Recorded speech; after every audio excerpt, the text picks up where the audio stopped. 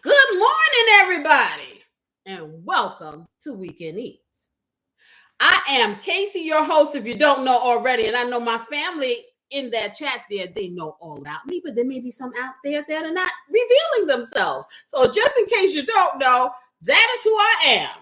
And it's a joy to be here this morning. I hear that the weather is kind of funky in a lot of places. So if you're bored and you have nothing to do, come and see us. Come into my life. Yeah, you do. Hey there, Corey. Oh, Corey's been a little sick under the weather. I told you guys that, but we're going to get him, we're going to drug him up and get him moving. That's what we're going to do. Okay? And Cosmic King and my sister Pam and Benjamin, good morning. How are you? I hope the weather is good. Let's see.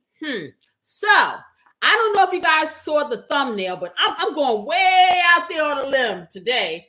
I am creating again. I am doing some lamb. I'm doing some ground lamb. And I am doing some kabobs with this ground lamb. But am I not only just doing kabobs? I am doing a special tasting glaze, a sweet and savory glaze on this lamb kebabs that I'm going to be putting, and I'm going to bake them in the oven. And then we're going to have this naan bread. This has garlic, and it's going to be buttered and slightly toasted. And then, wait for it, we're going to have a lovely crisp cucumber salad for the side. And that's going to be our lunch for today. It's a really good dish, I think. I'm just making it up as we go. Now, I know it's going to be good. Y'all know, listen, like I said, I get my creative flow. You guys are my muse.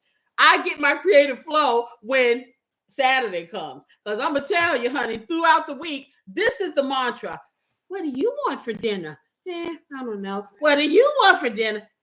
I don't know. And then there's my youngest son, mac and cheese, every day.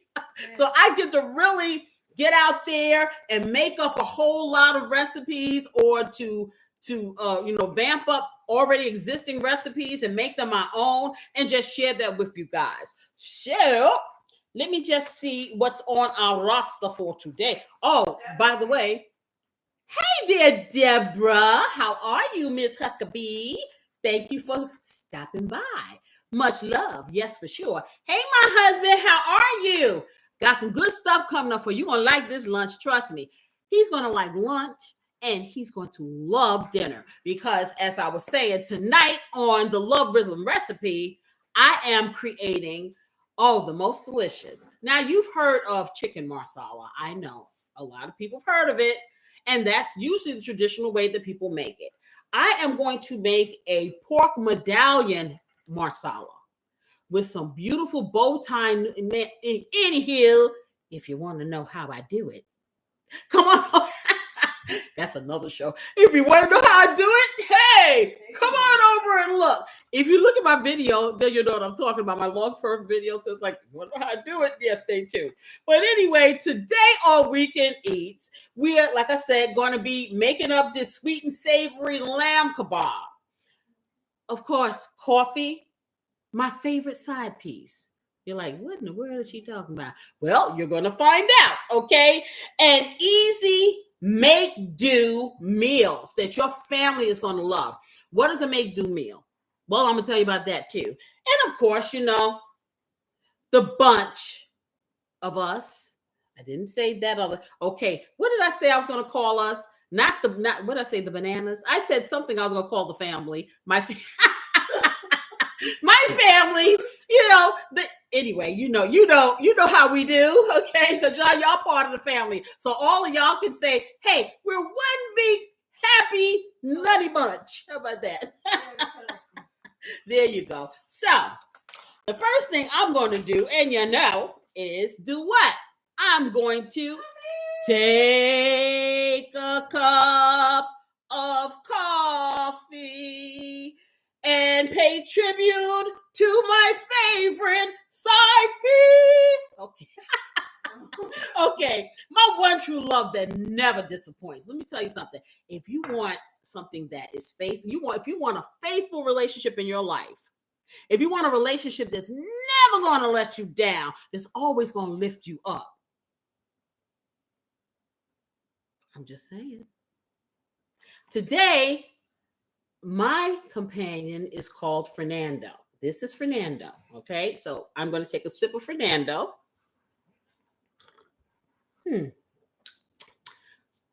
Fernando he's just fab. Yes, he is. So, anyhow, so what I was talking about, coffee, my favorite side piece. Don't get it twisted. Okay. It just never disappoints me. By now, you know, coffee is the end all and be all of my existence. This is how I function. This is it for me. So I'm talking about for me. I know other people have other dynamics, but I said, dig into the recesses of your heart and mind, Casey, and see exactly what the nucleus of your love for this coffee. So I go back and see, this is like a home cooking, a family story type thing, but I'm doing it really quick and fast. As I think back into the recesses of my mind, I was probably about 4 years old. My mother used to drink, as I said, Taster's Choice coffee. That was the first one I remember seeing. And then it was Maxwell House. But anyway, it was instant. Okay. And she used to boil the water in a pot, a saucepan on the stove, and she would make her instant coffee. Somehow, my little teeny tiny, I was probably like 1 inch tall, 1 inch tall self managed to always sneak a sip. Okay. 4, probably 3. I don't know. I probably put some in my bottle. I don't know. But I remember sipping somebody, sneaking that coffee. Yes, I did. And I would but I never really, like I said, as a teen or whatever, that just wasn't a thing. You ain't drinking no coffee. I mean, I would drink coffee occasionally as an adult. Literally, it would be like on a Sunday. It was never a situation where every single day I would do it, and I think I started drinking coffee every day over the last year. I'm being totally honest. I've gotten more attached to the dynamic. But like I said, for me, it was like a Sunday thing, because it just was. Never was big on hot drinks, in the morning or whatever. But I will say, I believe that the attachment implanted its imprint in what's the frontal lobe? The frontal lobe of my brain, and it was sitting there dormant, ready to be reactivated. That's what it is. Activated. Yes, it was. So it said, frontal lobe brain, she's in need of a pick-me-up. She's in need of a ride-or-die companion that will never disappoint. She's in need of a lift. And it activated the coffee. And so I, tried different ways of doing it. For a while, I was like more creamer than coffee. And I was more, because I used to use that powdered coffee mate. And, then I saw that wasn't too good, too many carbs. So then I tried something else and I used Splenda. And I'm going to tell you, when I used a coffee mate, I would get a cup of coffee. And if the cup was this big, it was this much coffee mate and that much coffee. But the coffee was really strong because I realized I didn't like weak coffee. Anywho, so I went through these different transitions. And now I'm at the point where I do sugar-free creamer. I do heavy whipping cream, a combination, because heavy whipping cream has less carbs. And I don't use any sweetener whatsoever. And how long I've been doing that now? Ooh, probably about 6 months? Yeah. Maybe about 6 months or more. I don't miss it. I do not miss any sweetener. And if I put some sweetener in it, it tastes funny. Just like if I put regular sugar, I haven't used regular sugar, since 1990. Yeah, forever. If I drink something with regular sugar and it tastes like I'm drinking, like thick syrup or something, go figure. So I say this to say, you can condition your mind to do pretty much anything if you want to. So let's sip to this. And my nose is itching. Do you know that I have felt fine the whole week? Before this show started, we had a little technical difficulties. And do you know that my nose started itching? Out of nowhere. What's the superstition for that? Lois says money. I'm still waiting for that. Now I know they say the left hand, if your left hand is itching, you're supposed to be coming into money. Lois said, if okay, my nose been itching for 2 weeks, Lois. Wait, show me the money. Where that? Okay, let me take a sip. So anyhow, So, like I said, you know where my feelings are as far as the coffee is concerned. And the thing about it is a daily ritual because I have to have some in the morning. I pretty much sit on this cup of coffee from 8:30 in the morning way until the afternoon. The same cup, not this cup. I have an insulated cup. And that's pretty much what I will have. I won't even have a meal until maybe 1, 2, 3, whatever, depending on how busy I am. And like I said, it definitely boosts my mood. I can feel the difference. But you know what?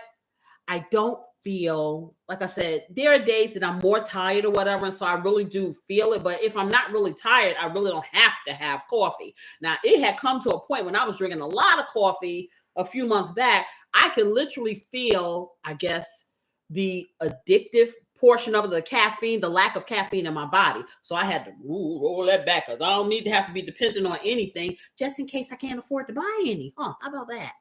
Then I'll be sitting here looking like a nut. So I don't want to feel like a nut. Okay. I don't want to be an almond joy or anything like that. So, but like I said, it is something that I'm used to doing every single day. And like I said, it is a must-have for me. The first sip in the morning, like I said, I do not want to eat until I have my coffee. For me and for a lot of people, it is comforting. A lot of times when I'm up, listen, if you could see my life, if you could read my mind, you'd be scared. But anyway, and when I'm late at night, sometimes, a lot of times you will eat at night when you're tired because I don't know, it's like it's a distraction from the fatigue. But sometimes I will drink some coffee, and not because it's going to keep me up. But let me tell you, when I'm really tired, ain't nothing keeping this up. I can stand still. Like I'll sit here too long and you'll be like, I'll be in another land far away from here. Yeah, I sure will be because I have had no sleep.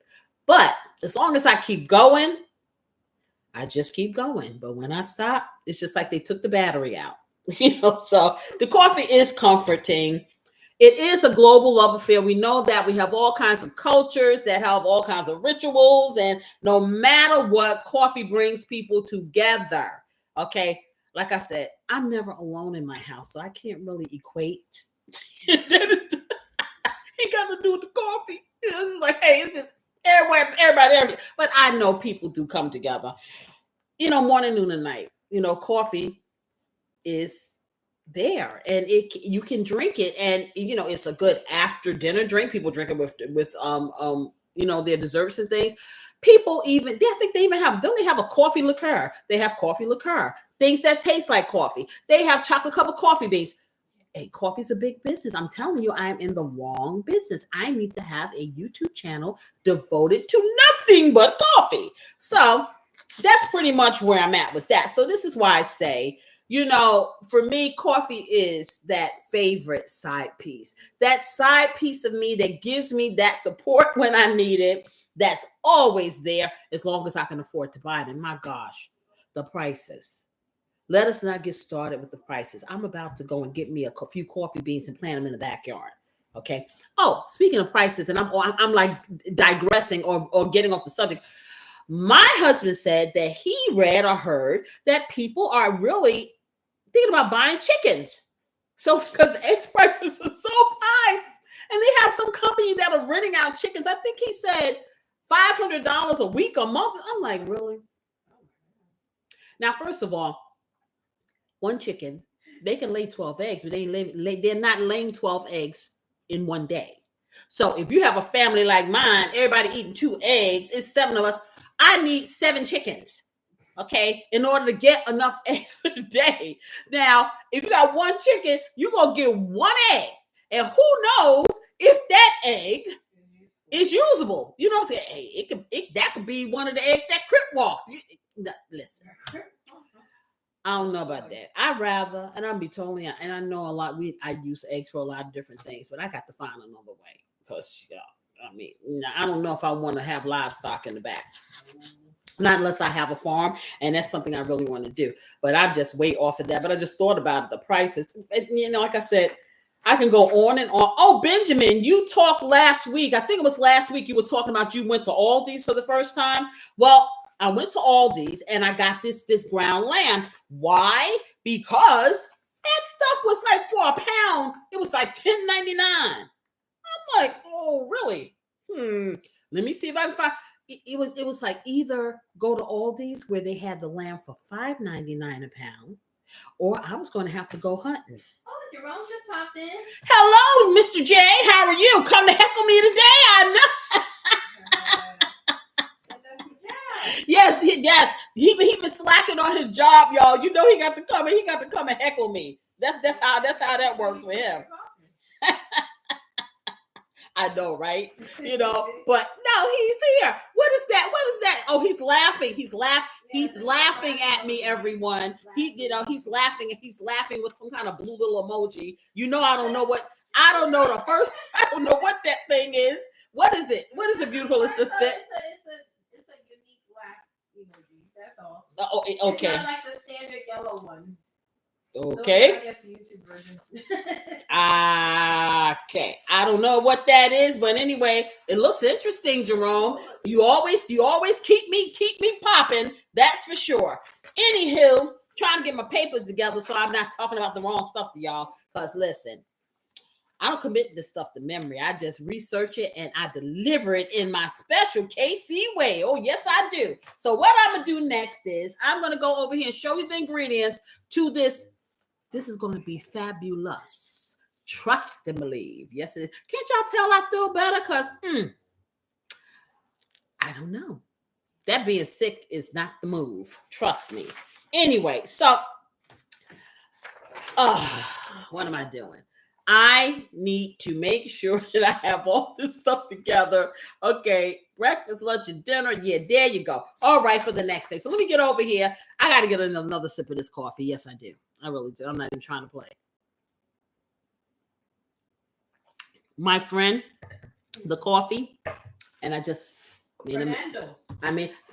Fernando just jumped on the side of my mouth, and if Fernando got on my dress, I will not be happy, and Fernando will get kicked to the curb, okay? Because, like I said, I'm not trying to play with the cast members, and Fernando is one of the cast members. Yes, he is. Okay, so let me get over here. And yes, I know, in case you haven't noticed, I decided to roll over Valentine's Day into today because we don't see each other. So this is the day after Valentine's Day colors. I had to, red is empowering, y'all. I'm just saying. Okay, so let me go on over here and matter of fact, why am I doing this? Beautiful assistant. Why don't you bring me over? I ain't gonna do that to you. Here, let me go. I will go over here, y'all. I would just kind of turn it over here. One moment. Oh, she won't get her moment. Trust me. Okay. This is why you have children. Yes. Don't you know this? For all of you wondering, what was the purpose? This is why. This is why. Yes. Yeah, love too. But you know what? Purpose. Yeah. Everything has to have a purpose. Everyone needs a beautiful assistant. There you go. Okay. So, anyway, of course, we're going to be doing some of these bamboo skewers. And the reason why I have it in the bag, you need to soak these for about an hour so they're not brittle when you put your meat and stuff on it. And definitely when you're doing it on the grill. I'm going to be doing these in the oven. So I soak them and to keep them somewhat moist. I have them in here, and I have two sizes. Now, I wanted to get a 6-inch skewer. I thought it would be just as thick as my 12-inch one. Not so much. They're more like little thicker toothpicks. So I'll be using the bigger ones. Yes, I will. Okay. So yeah. I'm gonna tell you like this. If you are making something that's already done, I say you have some little mini meatballs or something like that, they're already cooked. You can just make it cute, put it on there, some little pieces of fruit for, like just to decorate the tray. Then I would use it. I'm gonna find something to use it for sure, because I spent my money. So okay. But that I have some panko breadcrumbs. This is going to be for binding.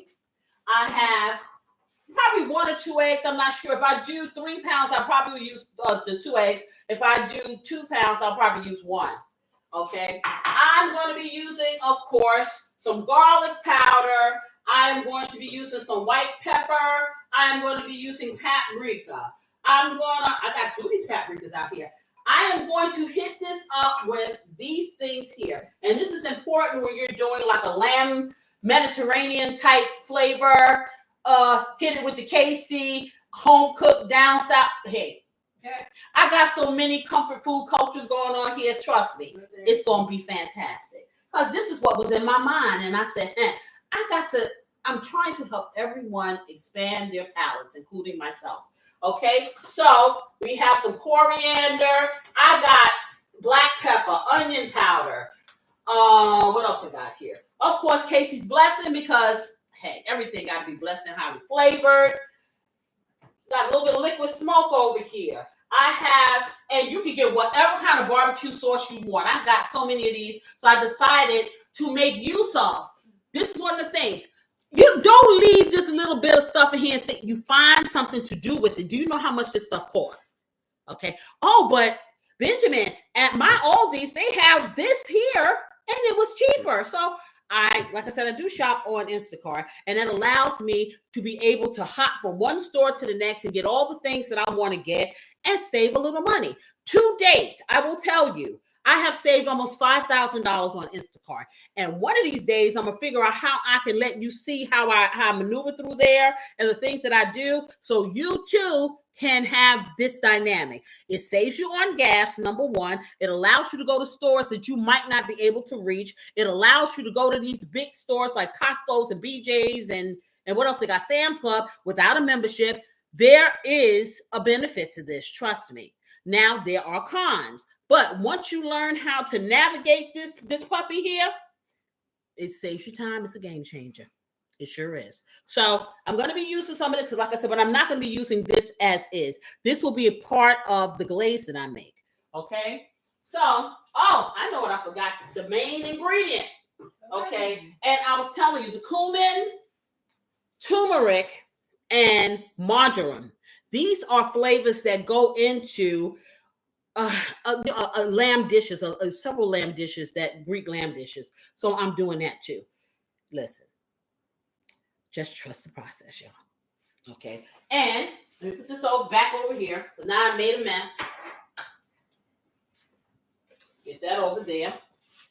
And of course, I have some low sodium. Please tell me we got low sodium teriyaki sauce because I didn't see it. Oh, it's up here. That's not it. They're both up there. Oh, they changed the bottle. Okay, because I thought this was regular. Okay, so I try to do everything low sodium. I have low sodium Kikkoman, low sodium teriyaki marinade. And so I use this. That's going to be part of my glaze too. Trust the process. So, as I said, I have 3 pounds of this ground lamb. Now, I will tell you this.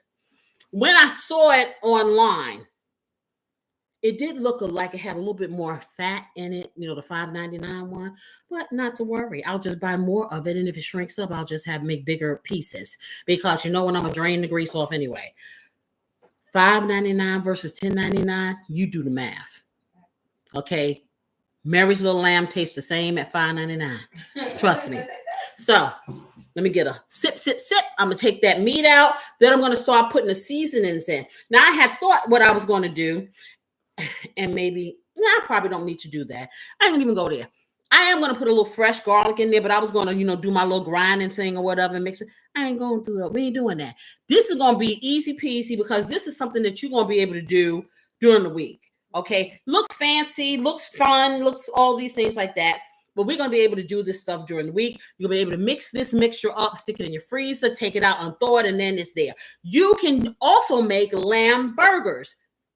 Really good stuff. And what you do is, instead of a hamburger bun, get yourself little small pitas. Get yourself some tzatziki sauce already made. Put that on there. Onions and tomatoes and lettuce. And you have yourself a little lamb burger. Or you can make a little glaze on there, a little barbecue type smoky thing. There are things you can do. We don't always have to have the traditional burger or traditional whatever. You know what I'm saying? Explore. We do have options. Because I was looking at all the things that I've been cooking, right? Listen, chicken is my default. I'm here to tell you. Okay, I can find a million ways to make chicken and it'll be something different all the time. But I said, you know what? My audience are cool people. I'm going to explore some things that, because I'm gonna tell you, my husband, he'll never know what he want to eat. Sorry, honey, you don't. He never knows what he wants to eat, and then he's always, oh, chicken again. And then when you say, what do you want to eat? If we ever eat out, because see, they eat out. I don't really eat out. But what you gonna get? Chicken. Okay. So you tell me, are you really tired of chicken? No. But anyhow, instead of like I said, you can use ground turkey, you can use ground lamb, you can use ground pork, you can use ground beef in this recipe. Yes, you can. Whatever floats your boat. But we went by Mary's house, and Mary said the lamb that she had to get rid of him because he was just too much money at the vet. So, we like to we like to eat food that's not trauma, and she has pampered her lamb for generations. So long this lamb has lived a very long life and very healthy. Okay. And so the lamb said, hey, I'm willing to come here and be a wonderful addition to everyone's tummy. Okay. So that's how we're going to do. All right. So let me get this lamb out of the refrigerator. I'll be right back.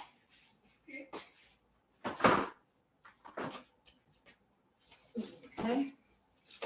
Oh, I didn't know that was there. Oh, okay. Yeah, that would have been a catastrophe. What do we call it, y'all? That would have been a catastrophe because that would have had cucumbers everywhere. Well, it's still. Okay, whatever. So let's see what we got here because I don't even know if I'm going to use all 3 pounds of this. I may use 2 pounds of this because see, 3 pounds looks like that. That's a lot. Now I know it's a lot of us, but then you must realize a lot of the stuff that I cook, them kids don't eat. They won't even try it. So it's not always 7. It's usually 4 of us that will eat it. And like I said, so I don't know if I'm going to use all. I may use 2.5 pounds and put the other half in this thing here. So that's what I'm going to do. But let me get my rings off. Jerome, you'll be happy to know that I'm de-jeweled because you, whatever. Listen, I have to motivate myself to get up here. So I got to look cute, okay? At least to me. Thank you very much. So I think I'm going to do, I'm going to do 2.5 pounds of this. Now, like I said, if you're doing for 4 people, I would say 1.5 pounds, maybe 2, depending on if you want leftovers. It's up to you. You can do as much as you want or as little, because like I said, you can put this in the refrigerator and freeze it. So let me get us a knife. And how was everybody's week? That's what I want to know. How was everybody's week? Mine's going to be real good next week because guess why? Guess why, y'all? Guess why my week's going to be good next week? Just take a guess. Well, I'm going to tell you. I'm not going to even wait for you to guess because y'all take forever to guess. Forever, ever, forever, ever. So not even using 2.5 because this is not quite half. So almost, yeah, I think that'll be enough. And see, just because I don't make all of this, guess what? Everybody and their mama. Do y'all think I should make the 3? I think I'm gonna season it up, and then if I don't use it, then I'll have it. How about that? Be proactive. So let's just stick this back in here. So whatever. But anyway, so I was saying why my week is going to be so good. Well, Monday is what? Anybody? President's Day. And I don't have to go to work. Then it gets better. Wait for it. I am taking Friday off. Woo! So that means Tuesday, Wednesday, and Thursday are the only days that I will go to the other job. Okay, this is not a job. This is a job. This is an adventure. This is oh so wonderful. So guess what I'm gonna do during them days that I don't have to go over there? I'm going to be working on over here. Yes, I am. Fun. So I can't wait. See, some people, fun is going on a vacation. This is fun for me. Yes, it is. This is a workaholic's fun life. It is. Yes. It sure is. I will accept the label. Yes, I am a workaholic. Yes, I am. But see, I work for a good cause. There is a good cause, a motivation. See, if I didn't have a good cause, let me tell you, My dream of retirement used to be I would get my piano because I can play a little by ear and I do write songs. And I would get my piano and I would go in the New York City subway system. See, that was back then when it was a little safer and people weren't being thrown and set afire and stuff like that, And you always find the best talent down there in Grand Central Station, like Chambers Street and the subway. And I would set myself up and I would have my little container so people could throw tips or whatever. Like I know they're gonna throw some tips, right? And I would sit there and every song, all the 1,000 songs that I've written over my little writing time of life, I would just sit and sing them. All of them, every day. And if I made a quarter, or if I made $100, or if I made nothing, that would be nirvana for me. And just sit there and sing because the acoustics in the subway, oh baby, they make the worst voice sound good. Listen. Get up on there and sing. No, see, there's a difference. There's a difference giving people pleasure or lightening their day when they're going between the trains and the hustle and bustle, and when it's a little quiet and the train hasn't come in, and then you're singing. I'm telling you, you got to be there. You're singing, and the acoustics in the subway. You know how some people think they can sing because they sing in the shower and it sound good? That's how it is in the subway. The acoustics in your shower makes you think, hey, I'm ready. I'm gonna be a star. Sing in an empty room. Nah, it's not the same. It's the subway. I don't know if it's the subway tiles or whatever, but you sound so freaking good. So if you halfway can sing, man, you think you like somebody. Jennifer Hudson, no, I don't know if you did. Let me tell you something. I didn't even say that about Jennifer. I was going to say I'm not going to tell you that lie. If you sound somewhat good, you probably feel like you're Adele or somebody like that. If you really are tone deaf, you feel like you sound somewhat good. Come about the subway is a different story. But that was my idea of that's what I'm going to do. Sure. Okay.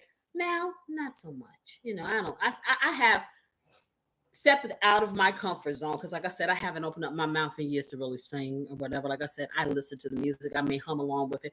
I don't really do that. Okay. I say more since April, or what is it, August when I started this show. And you people gonna pump my head up and don't laugh at me, I don't know if the other people that are doing the rewatch doing. They probably like having a good time, but I don't care. It's like I'm so comfortable with you guys, and you were such a great audience, and you sit and listen to this stuff until, hey, maybe I will have a YouTube concert. What do you think? Yeah. I'll get up here and I'll be in my sequence, and I'll take you back, way back. Okay, yeah, right. Anyway, let's go up here and make this. Okay, so I'm kind of chopping this up because I'm gonna have to get my hands all up in here nice and dirty. Let me bring this a little closer. Yes, the closer I get to you. Oh, we're gonna do this. Okay, so let me get this over here.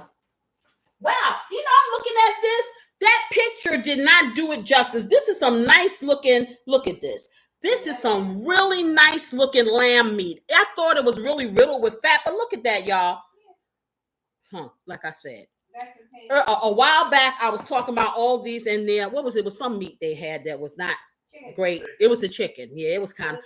But you know what? You have to keep going, and there's a lot of things there. I'm telling you, when you use Instacart, you can pick and choose. You don't have to be regimented or spend 8 hours shopping in the grocery store trying to find stuff. I will buy lamb from them. I have had lamb chops from them that were really good. Okay, the ground turkey is really good. So there are things that you could find ways to cut those corners, and now they've really evolved because they have a lot of name brand stuff too. So. And they have a whole line. If you're doing keto, they have a whole keto line of breads and stuff like that are much less expensive. I don't know what the ingredients are because I haven't been able to read it, but I will do that. And hey, I ain't got no problem with. Listen, I have no loyalty to anything but a few things. Okay, whatever's gonna be cheaper.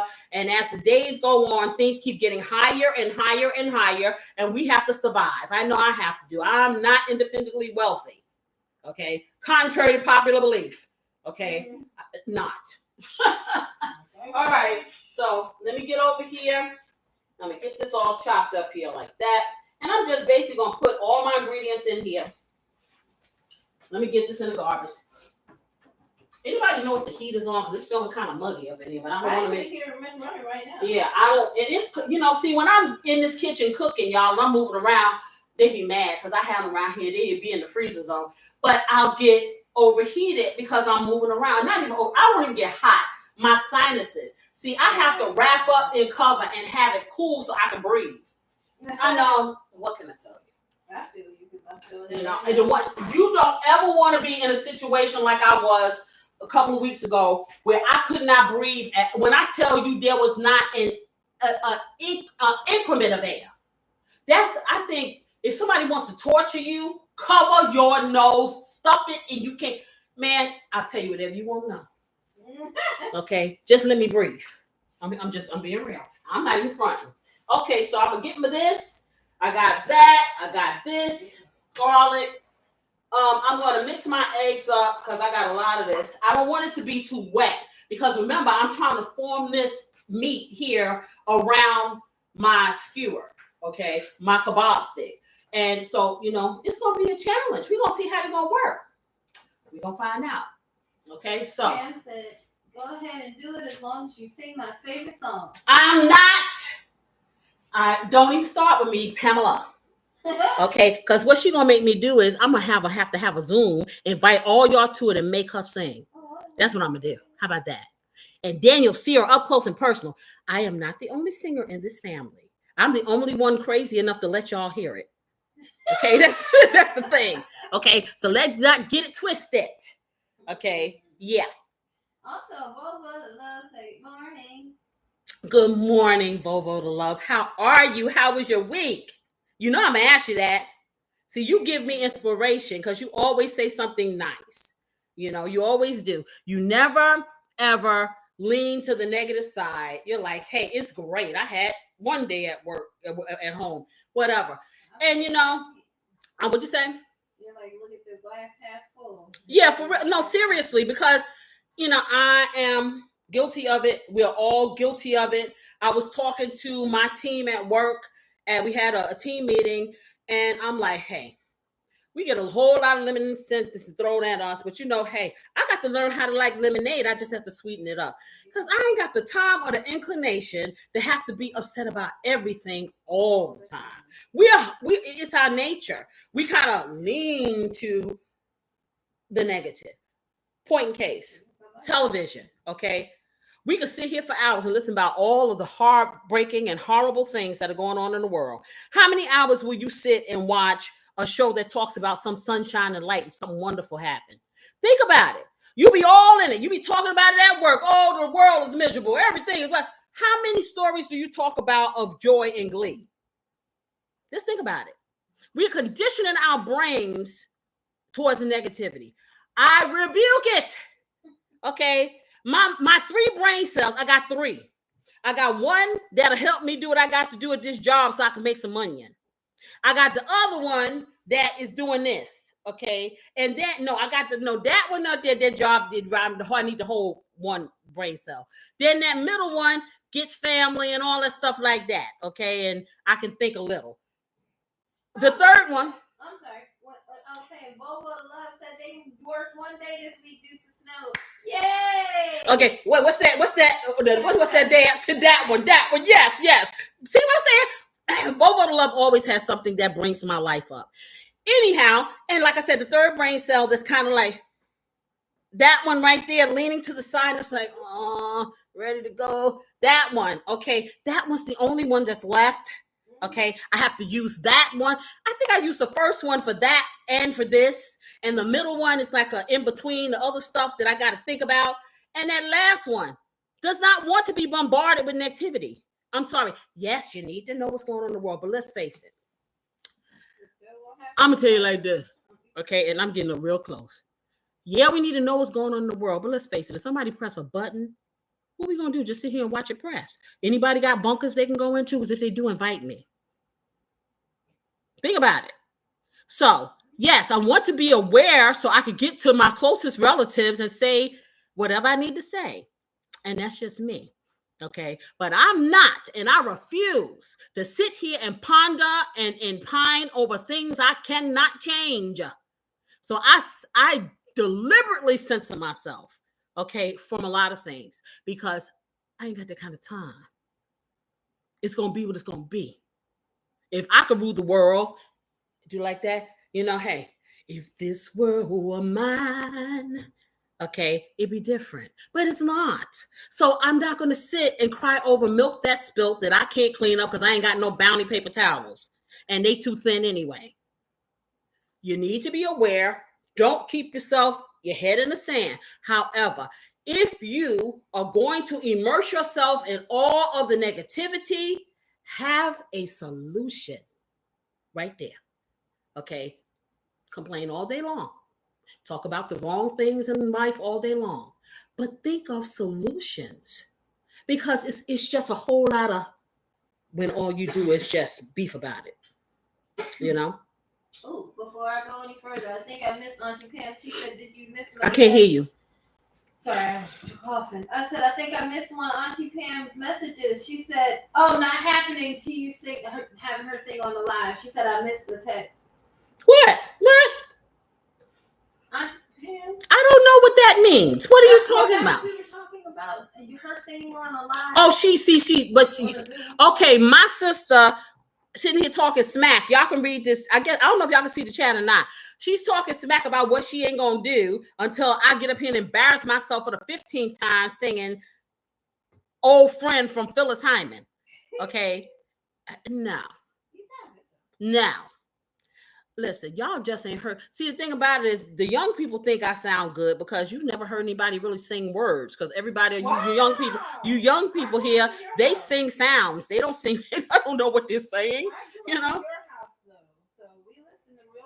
Yeah, that's true. And she grew up in my house, so she's probably a little bit well versed. She was an old egg. She was an old egg. Okay, I'm just telling you. But anywho, like I said, my sister can sing. My sister can sing. My daughter can sing. Oh, they can sing. But they just want to put me out here on Front Street all the time. Anyway, let me get over here and mix this stuff up because, I could just rank on them all day long, Anywho. I feel a lot. Let me find something that I want to use. I think I'm going to use my favorite wooden spatula thing. Yep. I'm going to use this. I'm going to use this, yes. And I'm going to chop that up like that. Let me get a cup because I want to beat my eggs. Oh, yeah, y'all.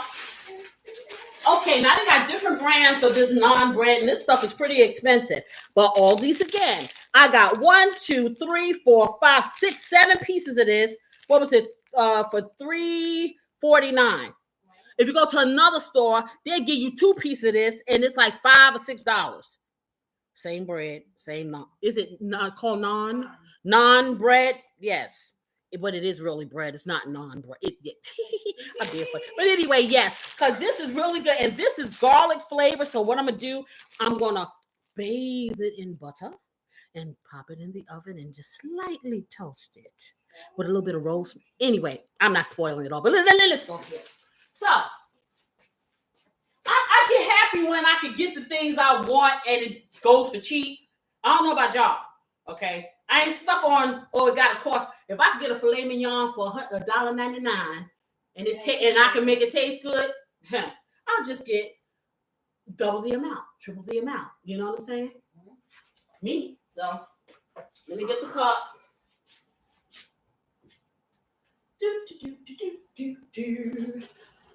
Speaking of Mary Had a Little Lamb, I don't know. There was one time Whitney Houston was on the Arsenio Hall show. I'll never forget. If anybody remembers Arsenio Hall. And she was being interviewed. It was during the time when that it was what was it called? A CD back then. CD came out, I'm Your Baby Tonight, that one. And so she's sitting there being interviewed by him. And all of a sudden, I don't know what it was. She was like, I don't know how it came up, but she ended up singing Mary Had a Little Lamb. Child, when this woman sang Mary Had a Little Lamb, I was trying to find the CD. She sang Mary Had a Little Lamb. Go on YouTube. They probably you wanted to, she could have sang anything. Lady could sing. Bubba to Love asked, will you be having some white sauce with that? Oh, well, this is the deal. Bubba to Love. I am making, now you can do it one or two ways. You can make this like we call them gyros in New York, but they call heroes, really. That's what they call. You can do that with the seasonings, and then you can get yourself, I can tell you how to make the tzatziki sauce by scratch, but why do that? They have lovely ones in the store. All these good tasting, and you can put a white sauce on it. But no, what I'm doing, because I got to be all over the top and creative, because I have made, I don't know if you guys have looked at my station, because Home Cooks TV is a network. This is why we have this show, we have the nighttime show, and then I have a plethora of long form videos from my original show that I started all this stuff, which is Home Cooking with Casey Lloyd. I have a wonderful video of teriyaki glazed lamb chops. Oh, baby, them things. Like I said, I know why Mary had a little lamb. That's all I can say. So I decided I'm going to make these with that, a glaze similar to that, and bake it in the oven. So it's going to have this glaze on it, smoky, flavorful, sweet and savory. And then what can happen is I will probably may have excess of that.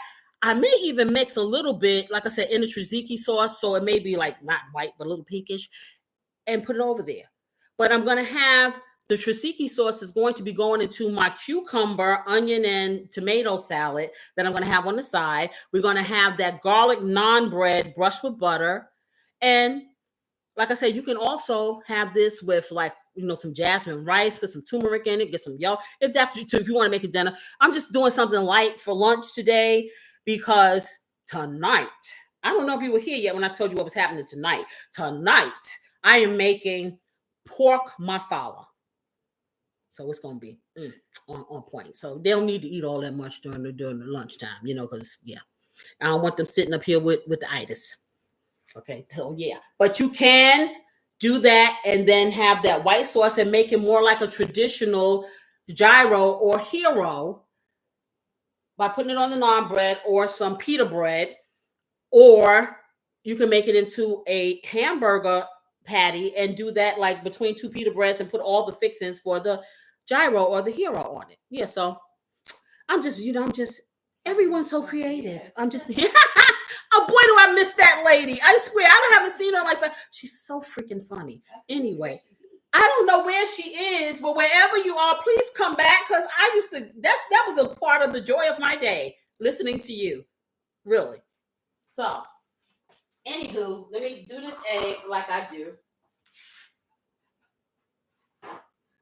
Now, I heard today, I think it was the morning, it was either on NBC or ABC, they have this morning show on Saturday, and they were talking about this big concert they were having in commemorating in Madison Square Garden 50 years of Saturday Night Live.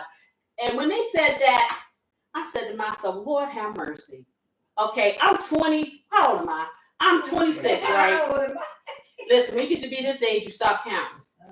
I'm 26, right? And I remember Saturday Night Live like it was freaking yesterday. I was a kid. So that means I was, 12 when Saturday Night Live came on television. Now, back then, your mom and them didn't let you stay up till 11 because it came on like at 11 o'clock at night or whatever. I don't even know how I managed to watch it. I probably was sneaking, and watching it at 12. But, families did not allow you to be sitting up all night long watching TV. That ain't work. And like I said, TV didn't even stay on all night. At a certain time, and somebody please tell me when it was, I don't know if it was 12 o'clock or 1 o'clock in the morning, a test pattern would come on. It would stay on to the next day. I think it was like 2, and then it go off at like 6 or something. Whatever it was, it would go off. So you couldn't sit up all night long and watch TV. So you couldn't do that. So Saturday Night Live was like this innovative show, risque, say all kinds of things that you want to say and can't type thing. And so we weren't allowed to really look at that. But I somehow saw it somewhere. And they had this character. Lord have mercy, y'all have to look it up. I'm telling you, because over the years I stopped watching because it wasn't as funny to me. But that original cast, I think it had Belushi and Gilda Radner and people like that. And you have to look those comedians up. But they had, I don't know who it was that played the voice of this little character. They had like a little claymation character made out of Play-Doh. And his name is called Mr. Bill. You gotta see it, Mr. Bill.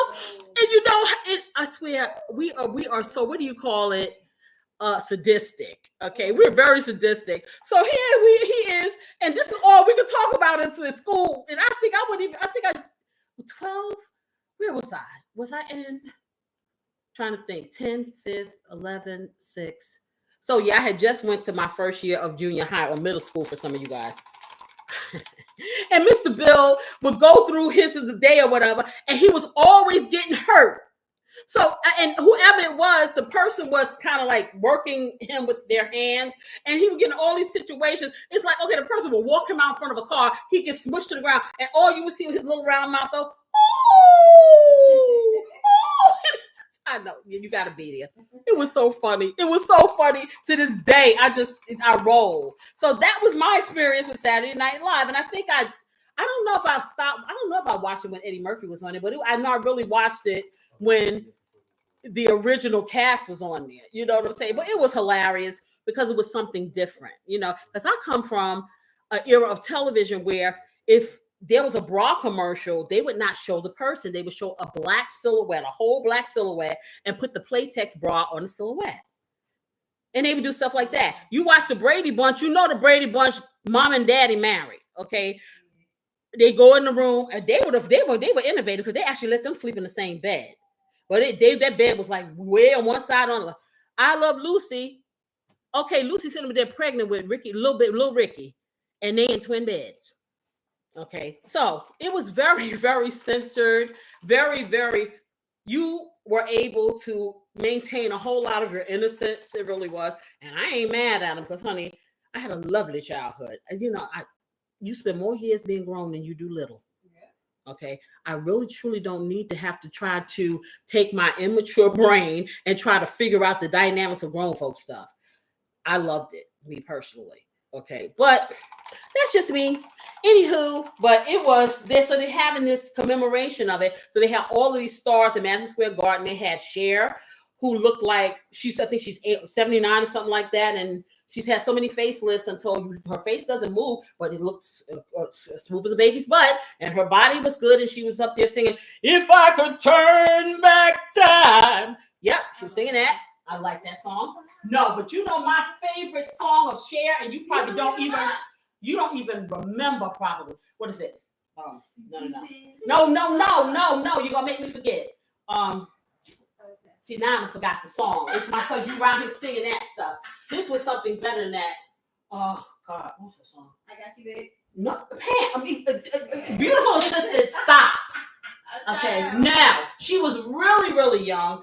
And I love this song. Oh, gosh. And, of course, I'll forget it later. Now I'm going to make you look up all Cher songs back in the 70s. Okay? And she talked about being an Indian, a Native American. Oh, I think I know. Oh, God. I love that song. We learned it in chorus. And I love that. Made me really love Cher. Is it Gypsy Trinity? Not that. I said she talked about. I don't know the names of the songs. I just keep saying them, but they're around that, like the 70s type songs for Cher. Anybody know what I'm talking about? Oh, it was like a story of her life type song. I can read them all too. Just read it. Okay. In the 70s. There you go. Yeah, go right there. Don't you remember? I love that song. Okay. Half breed. That's all I ever heard.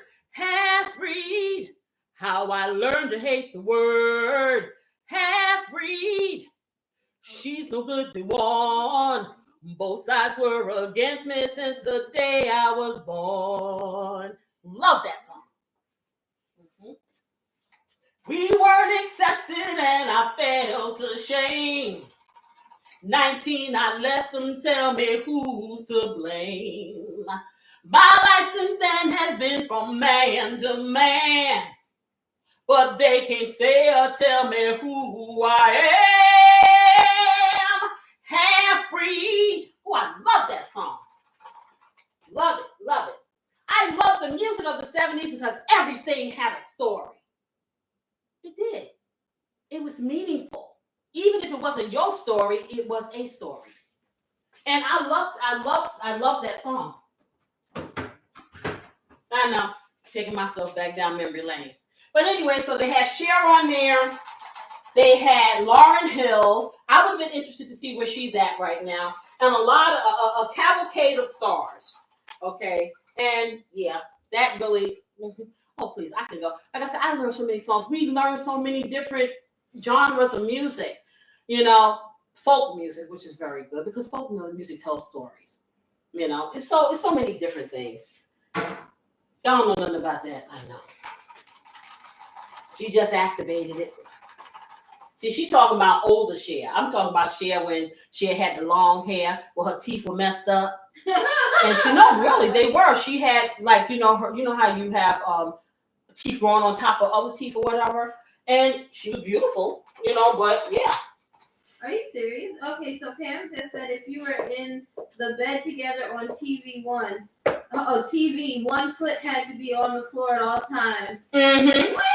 Yes. What does that mean? Now, mind you, I'm a little kid. I don't know, because they're trying to make sure that you don't even think that there's any sexuality going on whatsoever, because you know the stork brought the babies. And they was going to tell you that all day long. Yes, because my foot being on the ground definitely confirms that. Well, I don't know what that signified. However, I think I'm well adjusted. I think that I'm knowledgeable for age appropriateness. And I didn't even know all that. Okay. I enjoyed shows for what they were. Okay. Period. Okay. I ain't think about all them deep dynamics and I wasn't trying to hear that noise. Okay. I really was. That was not my mind frame. I was a kid. I was allowed to be a kid. Anybody got children, let your child be a kid. But just like I said, from the age of egg to 18 years of age, 21 for gentlemen or whatever, technically, you know, but the 18, they think, say you're an adult, you can drink when you're 21. You think about it. Then if you live to be like 105, like I will, how many years versus the young years did you actually have where you were carefree? But our little stupid tails, we get to be 12, 13 and want to be grown. Oh, I can't wait. I can't wait. I want to do this. And yeah, what you going to do? Okay, because then when you get to be 18, everybody looking at you like you're supposed to know how to pay a mortgage and balance a checkbook. And you have to continue. And you have to worry about yourself. And you have to worry about all of the dynamics that grown folks have to worry about. It ain't nothing wrong with staying a kid for as long as you can. Trust and believe. Ain't nothing great about being no grown-up. Kids think that, okay? Now you got to make decisions for other people along with yourself. Okay? Yeah, there are perks to being a grown-up. It sure is. But I'm going to tell you like this. Be a child as long as you can. I'm looking forward to when I'm going back to an egg and I start regressing. I'm going to be the best old child you ever met. Yes, I am. Keep that. Put that in your pipe and smoke it. So, let me go back here. Now, I'm going to tell you. Keeping this moist, you can do one of two things. You can use some olive oil or you can use some yogurt. I'm going to use the olive oil. Okay, so I'm going to put probably about a quarter cup of olive oil in here.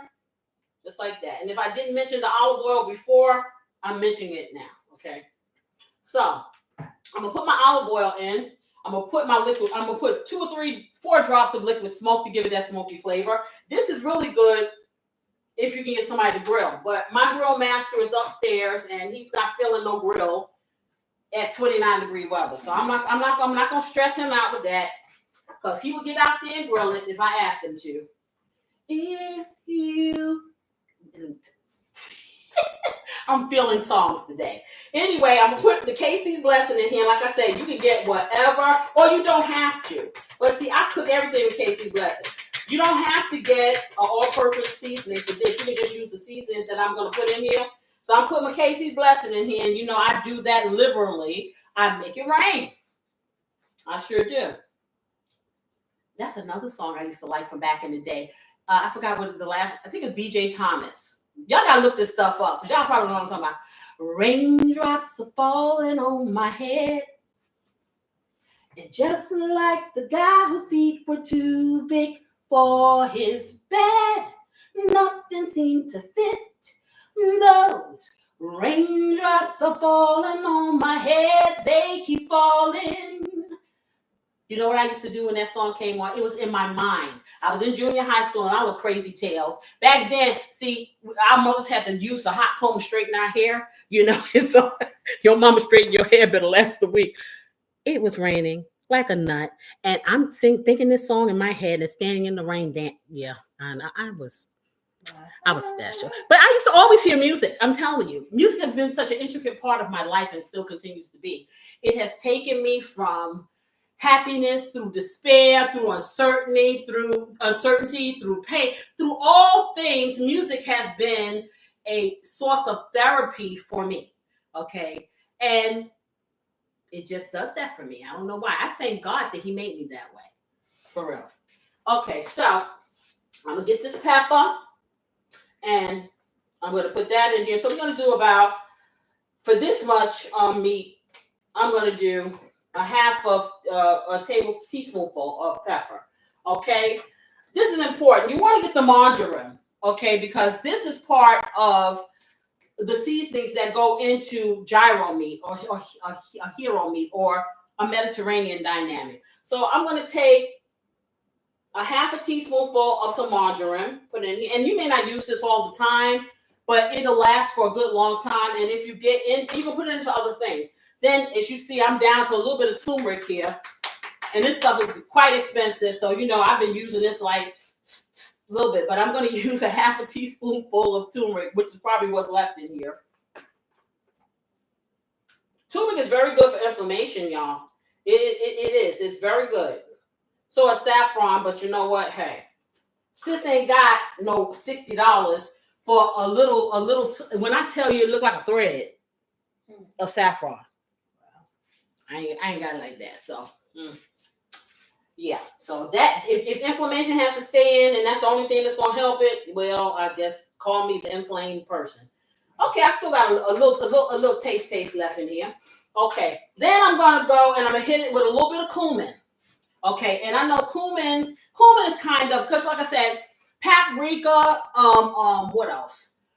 It's paprika, parsley, things like that. You have similar herbs and spices in different countries and locations that are grown and taste differently. You know what I'm saying? So cumin is one of them. Cumin you usually use in like Mexican cooking, but you can use it in this too. So I'm going to put maybe a quarter teaspoon of that in there. And then I'm going to, where is it? White pepper. Because white pepper, I told you guys, it just has a different dynamic. I can't quite explain it. You have to taste it. You do want to put some white pepper, and I'm telling you, some of those celery flakes that I like, in your tuna. Takes it to a whole nother level. Okay. And I'm going to put that, about a quarter teaspoon of that. What else do I have here? Oh, what a cornucopia of things. Okay, my garlic salt powder. I'm going to put a quarter teaspoon of this in here because I'm going to get a 2 squirts of my real garlic. I've been feeling that because it's not too much. It's not over. I see my thing with garlic is I love it, but I'm all about things complementing. You know what I'm saying? So when garlic is the overpowering flavor and when I can't do it, I just can't. It's just, it needs to complement. I don't want anything to overpower my base dynamic, which would be my meat. Okay. So everything needs to complement. So I'm not going to put a lot of that in there. And then I'm going to do the coriander. Coriander, believe it or not, it's also, it's like I don't know if it's dried cilantro, but coriander and cilantro are the same thing. They really is. So. Pam also said, music is therapy for me as well. I guess that we really are sisters. And no, it is. It's therapy for, listen, people laugh when they say music soothes the savage beast. It's not about being a beast. It's about, they're talking about your anxiety, any kind of frustrations, things like that. And that's why I would say, I don't know, and you guys can tell me, when you are on hold and you're calling, like, say, your telephone company, your healthcare plan, your whatever, and you just on hold, a bill, and they play nice music or music that you can kind of sing to or whatever, or they play music that you just want it to go away and it just makes you more anxious and frustrated. Think about it. For me, Play me some Al Green. Play me some R&B. Play me some soft rock. Play me something that I'm familiar with. I can sing to. I'll stay on hold for about 30 minutes and won't trip. And by the time you get to me, well, see, I'm calm anyway, because see, this is the business that I'm in. I'm used to dealing with the public. However, I will tell you, I get anxious when I hear things that do not complement the gamma rays in my mind. Okay. I am more pleasant when I can listen to things that either touch my heart, touch my soul, to stimulate my mind. So if I go into a grocery store, and it's been a long time since I've been to a grocery store, there are grocery stores that have their, I guess they get these radio stations. Walmart was one of them. Near me, they would have the best, and it was like early in the morning, because I always go to the store when I go as soon as it opens. I like to feel like a celebrity, what can I tell you? But anyway, and they play the best music, and I find myself just going around in circles, not really buying anything, just looking, because I like the music. And I realize it, that I will stay in a store longer if the music is better. Because I'm walking up and down the aisles and I am singing. I'll be in the grocery store if the music is good, and I'll be singing. They look at me, I'm crazy. Okay. But I will stay longer. I will browse. I will walk slower. But if the music is horrible, man, I need to get in and out. So that's what I'm saying. Music really does. Music therapy is a good thing. That's why I say you need to find that song for you, that music for you. It really does work. I'm telling you. Find that song for you that takes you to whatever place you need to be in order to get through what you need to get through. It is helpful. You can be upset. Sometimes you need that song that makes you cry it out, because you need to get it out of your system. You know what I'm saying? You don't always have to hold. Sometimes, hey, you ain't got to have nobody to tell it to. Sometimes you don't have somebody that understands. But that music helps you purge yourself. I'm telling you. It has been the best psychological help in my life. Music. If I have never been exposed to music, hey, I wouldn't be as well adjusted as I am today. Yes. So I'm saying find that song for you. And it's different for everybody. But you will find one and it'll do it for you. I'm telling you. It really will. A whole lot of songs do it for me. I got a song for every occasion. And then I purge myself, and I can go on and face the next challenge. So, okay, where were we? So we put all that in there. Okay, I did the pepper, I did that. The only thing I didn't do, I did the coriander, I did the turmeric, I did the garlic. I didn't do the real garlic. I'm going to put a little bit of Italian seasoning in here because this is some dried herbs, but I'm going to put some real herbs in mine. I'm just putting a little bit, so about a quarter teaspoonful of dried Italian seasoning, and you don't have to do that, okay? And then I'm going to put some smoky paprika in here, and I'm going to put a whole tablespoonful of that because I just like the flavor. I like the color that it's going to make my meat. And I'm going to do a little onion powder. If I put onion powder in there before, I can't remember, but it ain't going to hurt nobody. Okay, we'll put that in here, just like that. And that's about a tablespoonful of onion powder. Okay, I think I'm going to do another little drip of this liquid smoke. So that's 3 more, so it's 6 altogether. And then I'm going to go in here and get my garlic, my little squeeze bottle. Everyone should have one, I'm telling you. I'm going to get my squeeze bottle of garlic, if I can find what shelf it has been moved to, because not everything is all changed around. Corey. To be fair. Is it gone? No!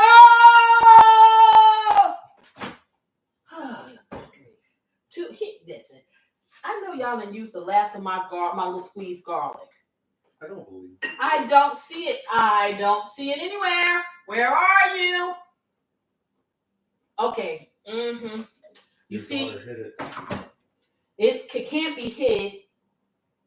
See, I like to I'm very orderly. I like certain things on certain sides, and see, they have come in here and changed my. Oh my goodness, y'all! Now I got to go here, and I know it's not. It's all gone, and a beautiful assistant dipped on me, so I can't ask her. So okay, so we won't be using that. I guess I'll use some more garlic powder. So now they messed up my whole recipe. Anyway, let me get my my fresh herbs and things out here while I can get over the dynamic that I don't have what I need. And that was a lot of garlic, y'all. I don't know how they could have possibly used all of that. It is none here. I cannot believe this. Okay, that needs to go on the grocery list. Anyway, if you have some fresh garlic, you can put it in there. Okay? Because I ain't got none. But I got all of these herbs, and this is the chopped basil. You know I have some fresh Italian herbs and some cilantro, which I'm going to put my pinches.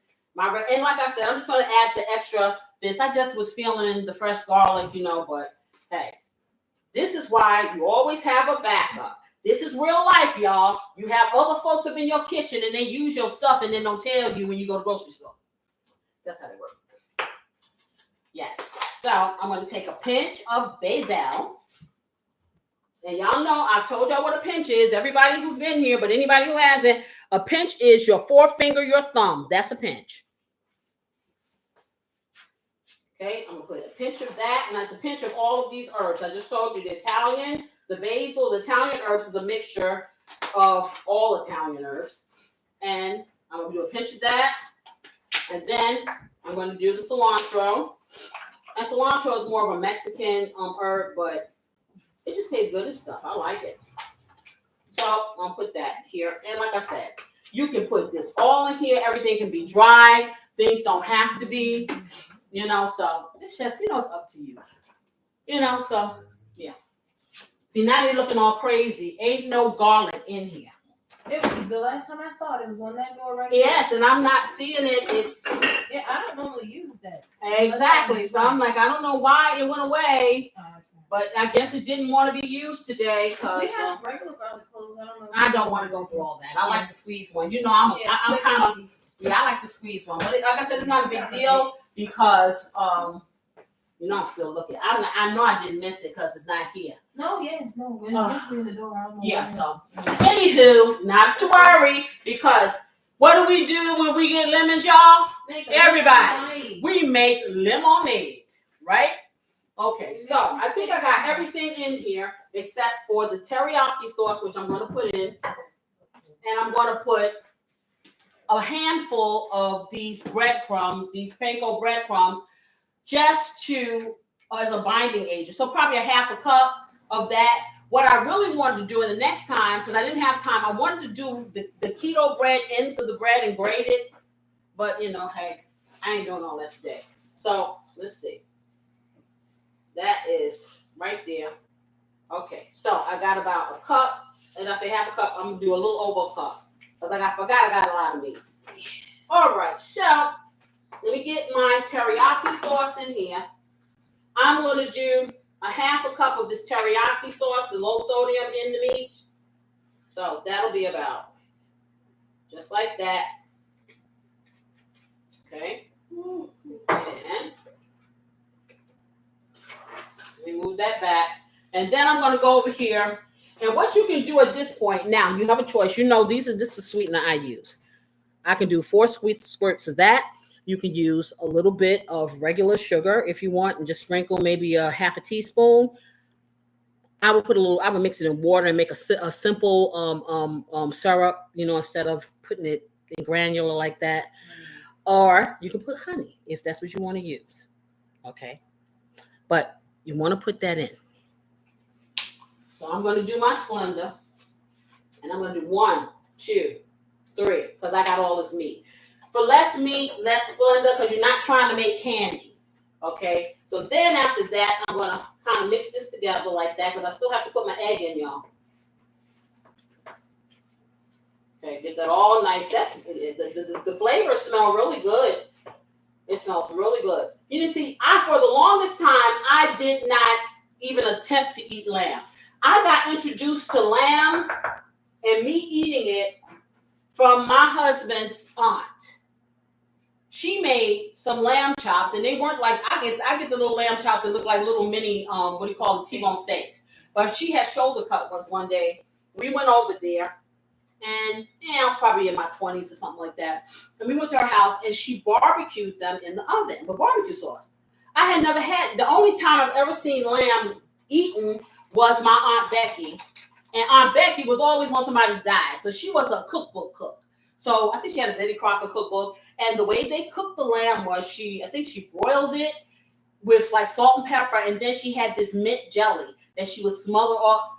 It was the most grotesque thing to me. That mint jelly made me want to barf. And it was like having toothpaste on some meat to me.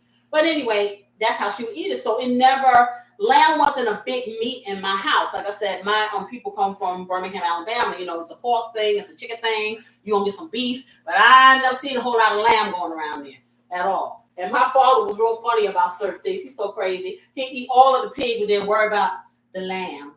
You know, it's like, okay, the lamb is not a pet. The lamb is meat. You know, so yeah. So anyway, so I'm gonna pour this in here, this egg, and I think I'm gonna do the whole thing. So I did 2 eggs, y'all, but remember I got 3 pounds of meat. All right, let me rinse this off. Because now I gotta get in here down and dirty and put my hands up in this mess. And y'all know I hate that. So you know what I'm gonna do?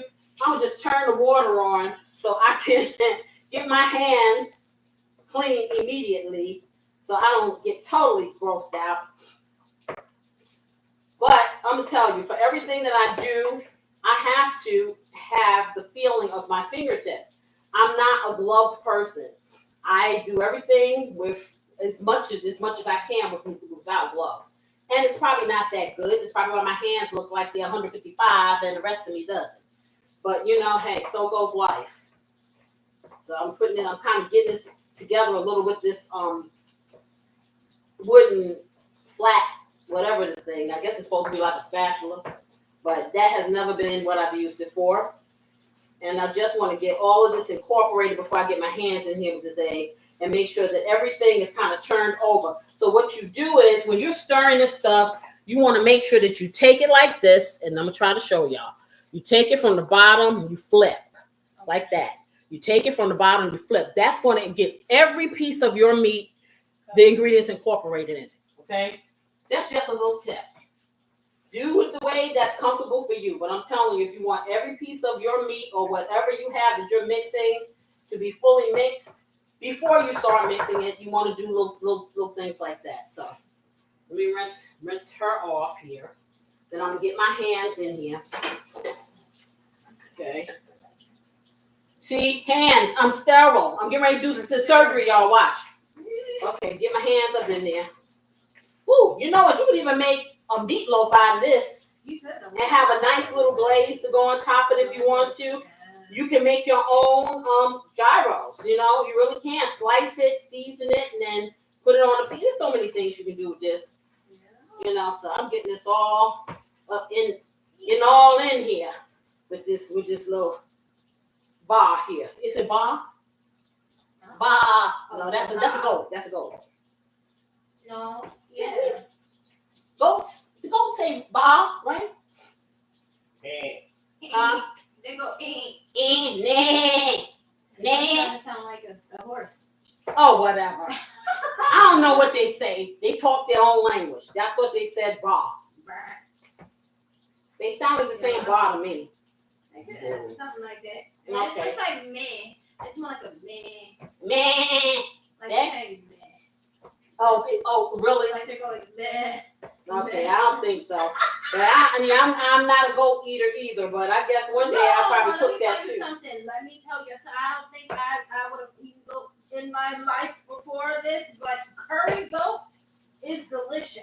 She says curry goat is delicious. I don't know if you can hear her. Because you remember Dad brought some home from his this place he went. I don't know.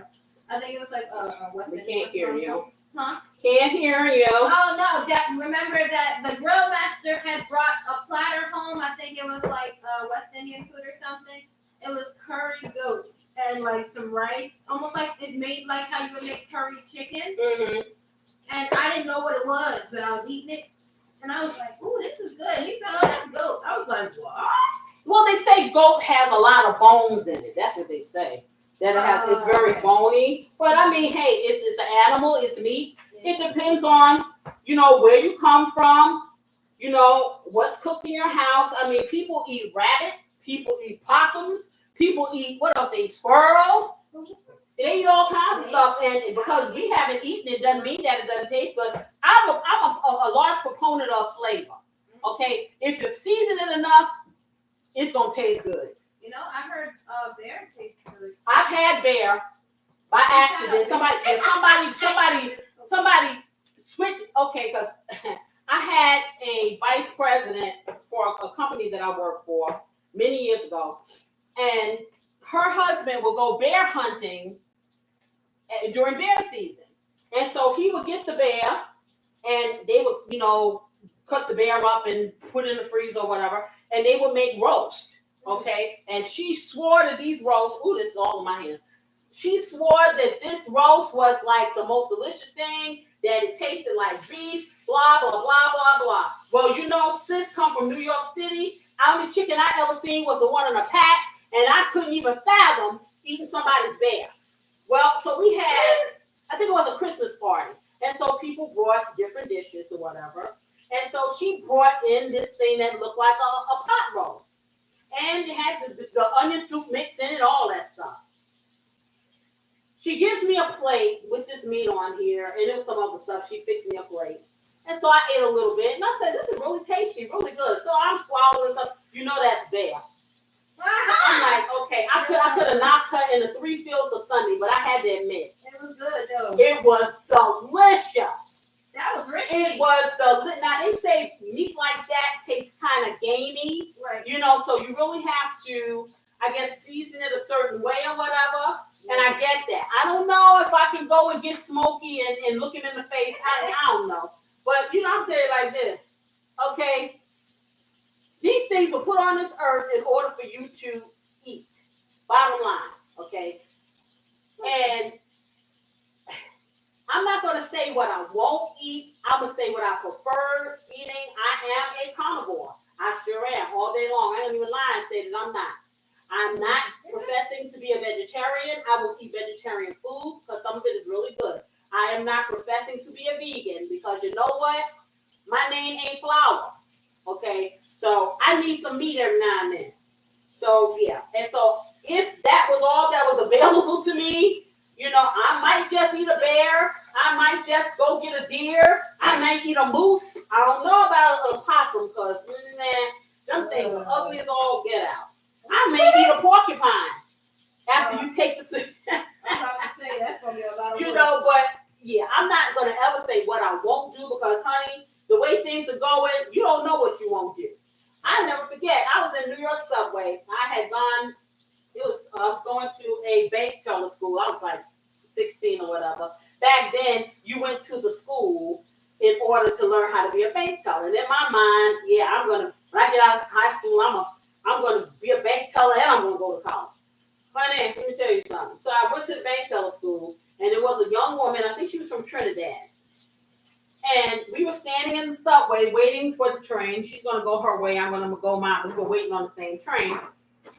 And I don't know. Oh, and if you know anything about New York City, they have some robust rats, okay, in the subway. Big old giant suckers that come up and shake your hand and say, hey, come on to my house type thing. Will look at you, cross their legs, and sit next to you on the subway. That's how big they are. Can bite through concrete big. Anyway, so we're standing there, and so we see these couple of rats run across the subway, the railing down below. And she said, oh, they made some good rock soup. I said, huh, what? What did you say? They made some good rock soup. I said, did you say rat? She says, yes, that's a delicacy where we come from. Rock soup. I'm very sure that the rats are clean. I'm very sure if you skin them and you cut them up into something, you probably don't even know the difference. Everything tastes like chickens. That's what they say. So it's like, what I'm saying to say is no, you don't have to go get a New York City rat and eat it. However, we can never say what we're not going to do. We can never judge other people for the things that they eat because that's what they were raised doing. So that's commonplace for them. And so I try to be open-minded when it comes to stuff like that. I may never eat it, but I am not going to tell you not to. And I'm not going to tell you that it don't taste good. Some things, like I said, I'm a visual person. So, yeah, if you put a whole frog, they have a woman on YouTube, and she's I think she's Asian. I don't know where she's from, her station, but she has this big giant wok outside all the time, and she comes there like with these whole heads of animals, and she fries everything, and she throws them in grease and cooks it, and then she makes all this food and makes everything in stir fry. Some of that stuff, man, that she sat there, she had some frogs the other day, whole frogs. She gutted them, whole frogs, still with the jumping mechanisms, and she fried them up, and she sat there and pulled them apart like a chicken and ate it. I couldn't have done that. But that's something that is part of her culture. So, you know what I'm saying? I can't tell her that it doesn't taste good. I'm not eating it, but it may be delicious. So I say to you guys, explore. Try some fried up frog or goat head, you know? It may be the delicacy you've been waiting for. For those of you who are tired of eating the same old thing, fry up some goat head. Okay, so I am going to first check my oven. Oh, so backtrack to the conversation. She's ignoring the fact I'm checking my oven and my rack is where. Oh, okay. So we can mark at that for a moment. See, you know what? I'm tired of this story, y'all. I'm gonna put the stove on, and I'm gonna just put regular bake so it can heat up while I'm trying to form these things and hope that they don't fall apart. Okay. But yeah, so I'm gonna put it on. Wait a minute. I'm gonna put it on 400. Let me stop it. Off. Bake 400. I'm going to put it on 400 and I'm going to heat up my oven. I have this lovely concoction here. And now we're going to see how good I'm going to be and try to form it on these things. How about that? Now you were saying, beautiful assistant. I was reading what Pam had wrote earlier. She said she doesn't remember lamb being cooked in your house. No, not ever. I started cooking and eating it when I left Alabama in my 20s as well. I was living in Texas. Mm-hmm. No, if my mother she probably would have eaten it by now because I would have cooked all these wonderful things and she'd be so happy because she liked my cooking. She really did. Even when I was young, and she passed away when I was pretty young. But by now, I'm master chef. Okay. Yes, I'm taking that title. Yes, I am, because I read the definition. A chef is someone who controls a kitchen. I do that. A chef is someone that is creative and comes up with innovative recipes and techniques. I do that. A chef is someone who explores flavors. I do that. So I'm a chef. How about that? And a chef is somebody who's been doing it forever. And technically, I had a catering business for about 2 years. So I'm a chef. Now, how about that? So let me get my plate, my glass thing. I like this because I get to see stuff. I'm going to spray a little bit of cooking spray because that is not nonstick. And let's see, do I like this one? Or I'm gonna get the new one. Okay, so let me just spray that just like that. Just to make sure. And then I'm going to get these skewers. I'm going to try to form this because I'm getting tired of standing now. So I'm going to just go over here. And I'm going to try to form this lovely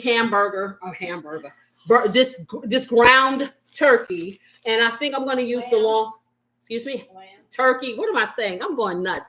Ground lamb. They're going to show you I don't do this that often with lamb. So I'm going to take these, I think maybe, and let me see how many skewers I can get in here. And whatever I could fit in this container, I'm going to do 6. I have 6 of these. Whatever I can get wrapped around here that'll fit in here is what's going in here. How about that? So let me see. I think I'll get a piece of foil.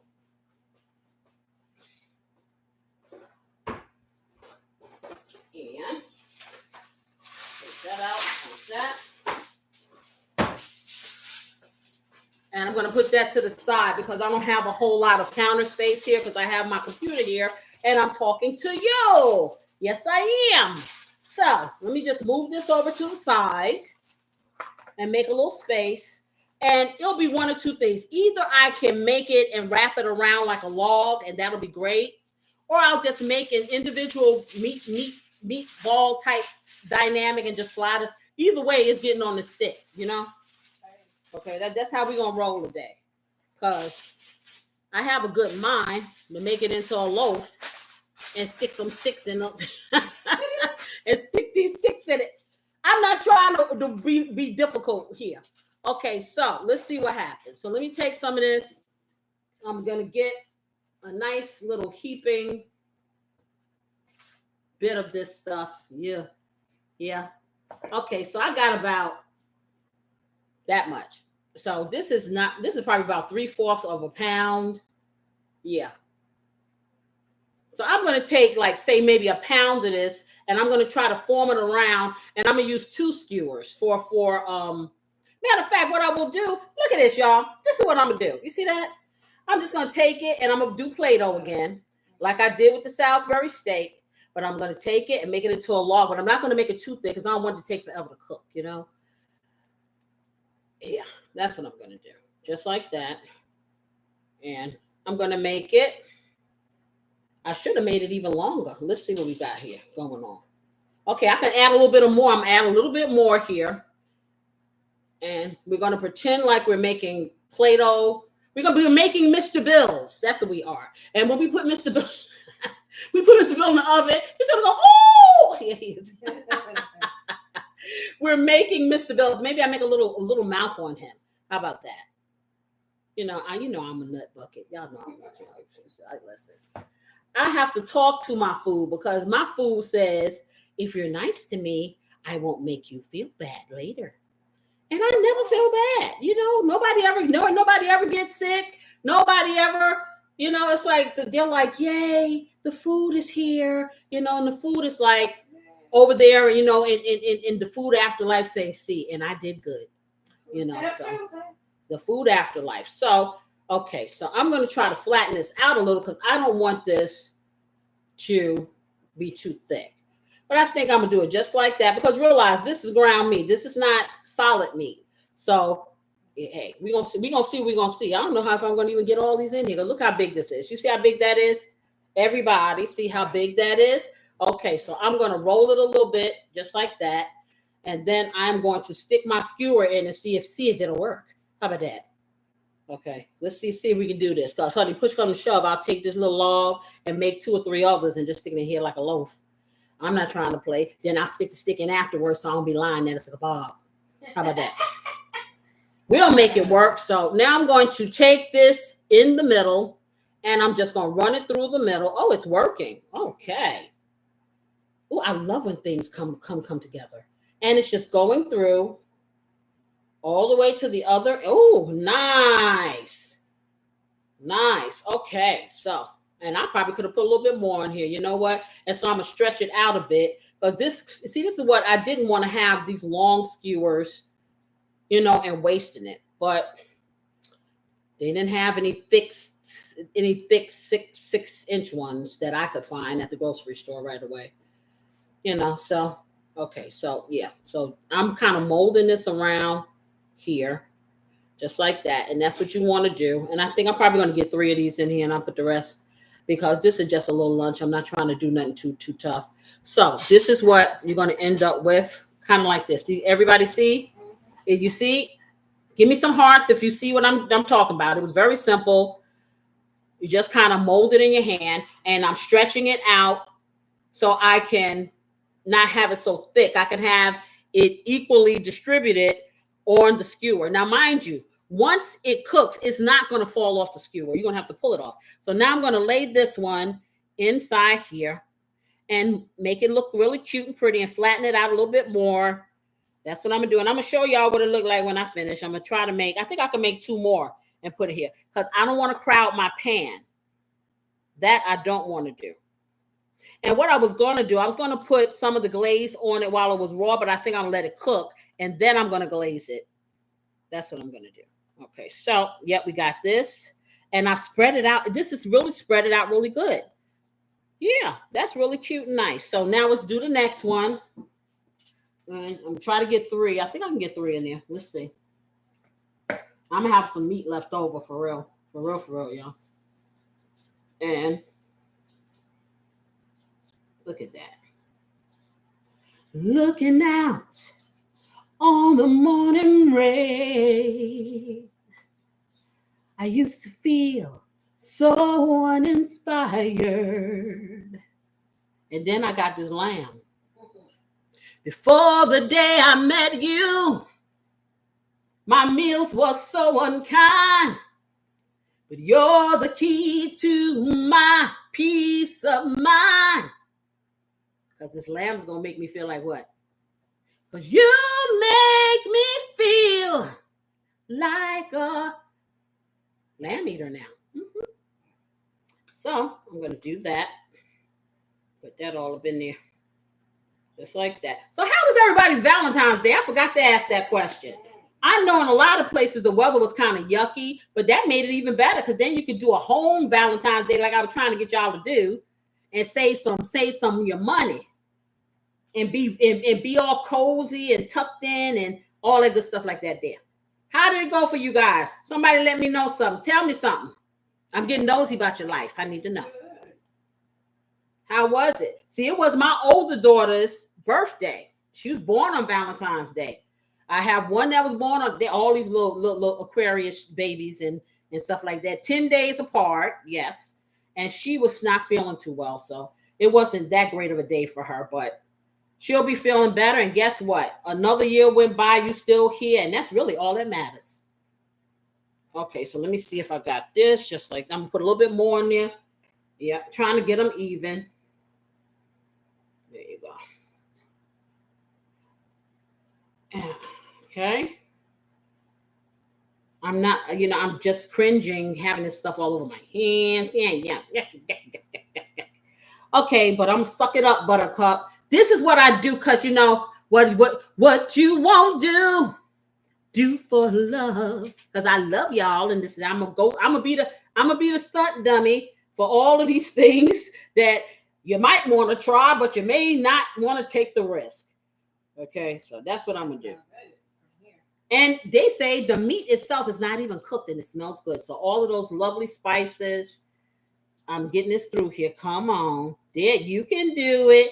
I love it. So I got another one, y'all. So I'm going to get this down in here and I'm going to stretch it out. Try to keep them as uniform as I can. Okay, y'all want to be next to each other. I want you to stay away from each other. So stop trying to kiss each other over here. See, they over here. This shish kebab is getting romantic over here. They're over here trying to hold hands. And I've already told them that this is a solo thing. Y'all can't be touching each other up in here. Y'all think I'm going to get one more. You were saying what? Pastor King said that they had a relaxing evening for Valentine's Day. And Teresa said, yes, sister, it was nice and cozy, loving on me. There you go. Because Valentine's Day ain't got to be with somebody. Sometimes it's a self-care day. Yeah. Loving yourself. Because, honey, the best friend you ever going to have, the best love you ever going to get is the one that you give to yourself. And when you feel that for yourself, oh, how marvelous it is when you give it to others. But when you don't feel it, oh, boy, it could be a hot mess. Okay, so I got one more to form. And I think this is going to, because they're going to shrink up. You know this, but hey. I think that's all we get. And I purposely did this pan right here. I think that's all we're going to be able to do in here. Because that's all we're going to need. Because like I said, I got this other food that I got to cook later. And they need to eat this stuff. Can somebody please pull a piece of paper towel off here? Because I just got to wipe this off my hands. Oh, Jerome said they worked and sleep. You did what? Work and sleep. You worked and slept? Mm-hmm. So you spent time with sleep, huh? Yes. Okay, ain't nothing wrong.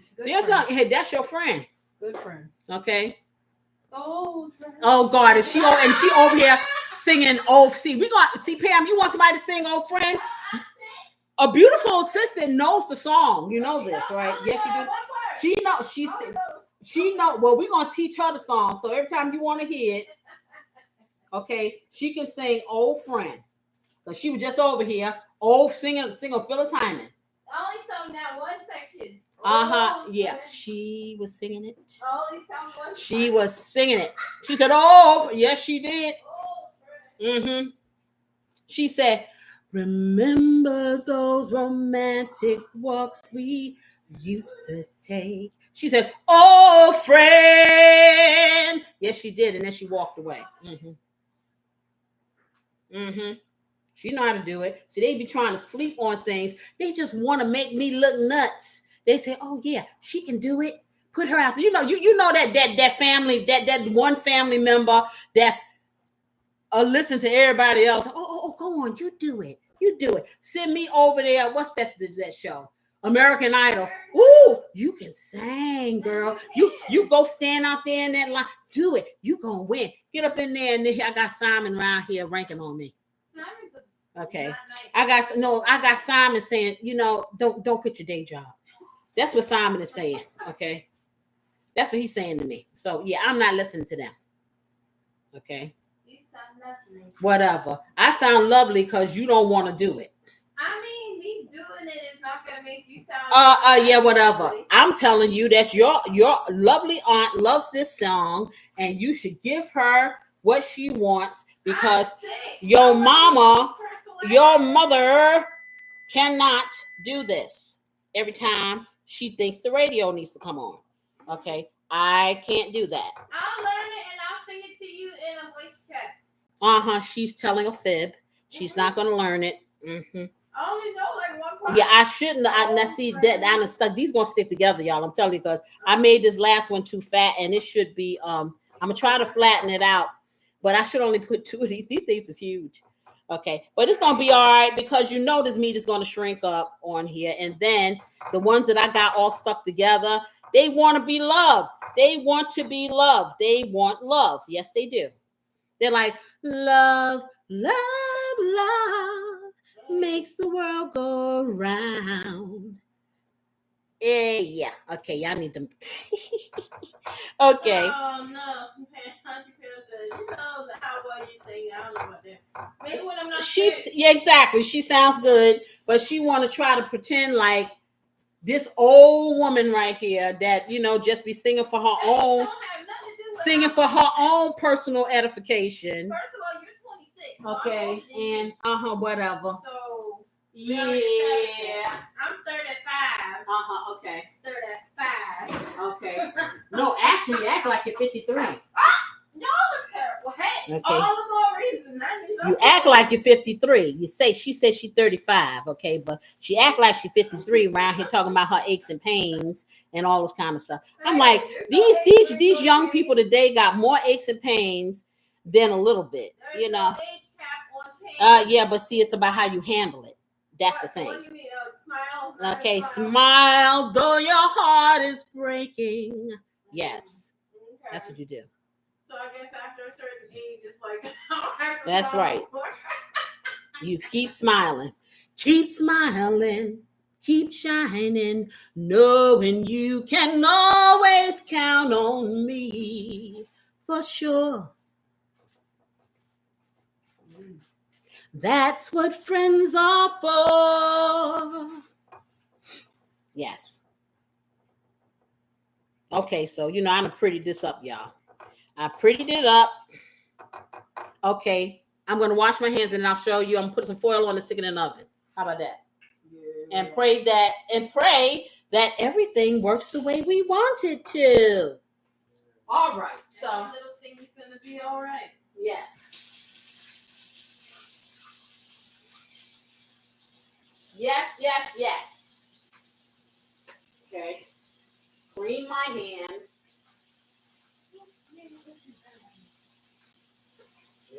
Just like that. And get this stuff underneath my fingernails.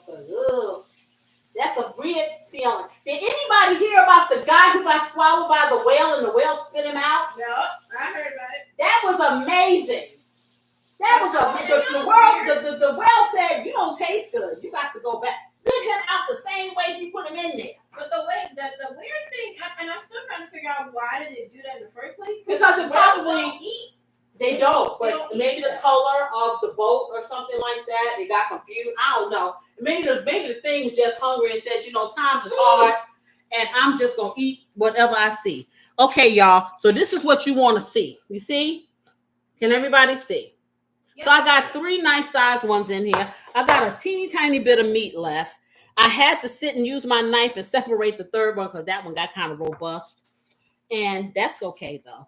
I am going to put this over here. I'm going to put a piece of foil on this. And did the oven even beep? I didn't hear it. It might have, but it's definitely ready. It may have beat, but you know what? I was talking. So, but anyway. So I'm gonna lightly cover this because you know with this pan you can't do a whole lot of covering, and I'm doing that to help the heat circulate, cook through, and yeah, when it cooks, then I'm going to be making up the glaze because I'm going to glaze this, put the nice little glaze on it, and yeah. All right. So while I do that, beautiful assistant can chop up some onion for me. That'd be really nice because I'm going to whip up this cucumber salad so I can stick it inside the fridge. And that way, when the meat gets done, you know, we can plate all that up. And you can get a kind of idea what you do. But like I said, you can have this just with some bread. You can have this with rice. You can have potatoes. You know, do your thing. Okay.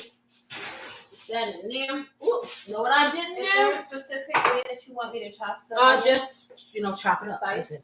Yeah, dice it up. You know what I forgot? I didn't cover my grid. Oh, with the phone. So I'm gonna do that. Red onion, right? Right, red onion. And then I'm gonna mix that up.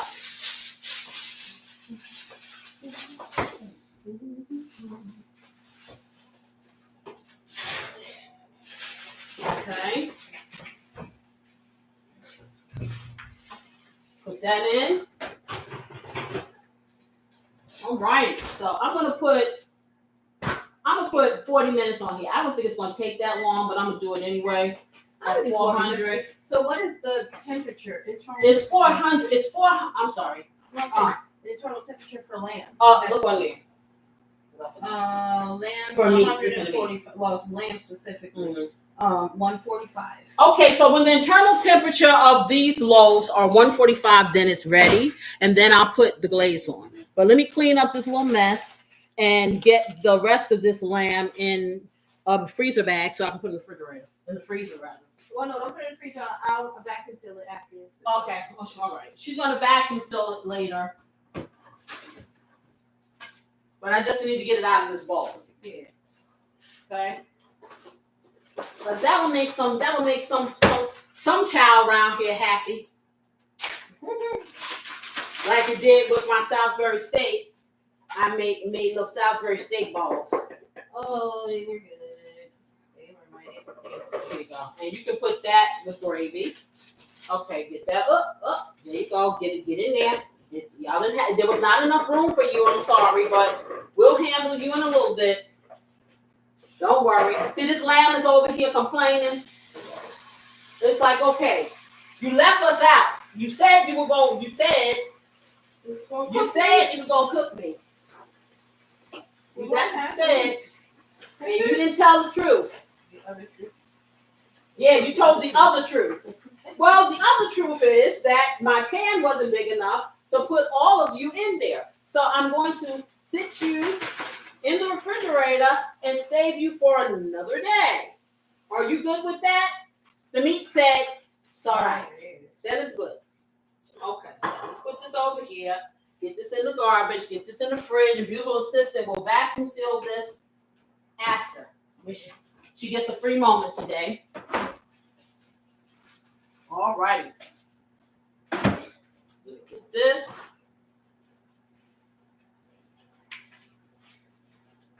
How much of this should I cook?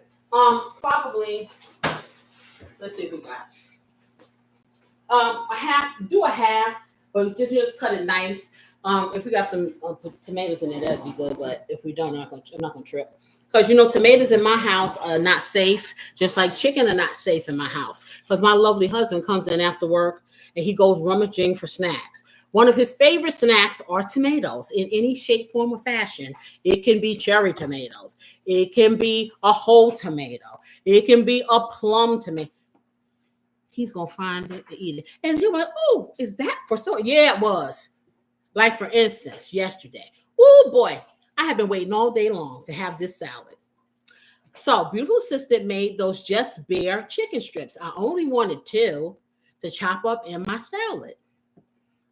What happens? Husband comes in, sees the two there that were just sitting there by themselves, not bothering anybody.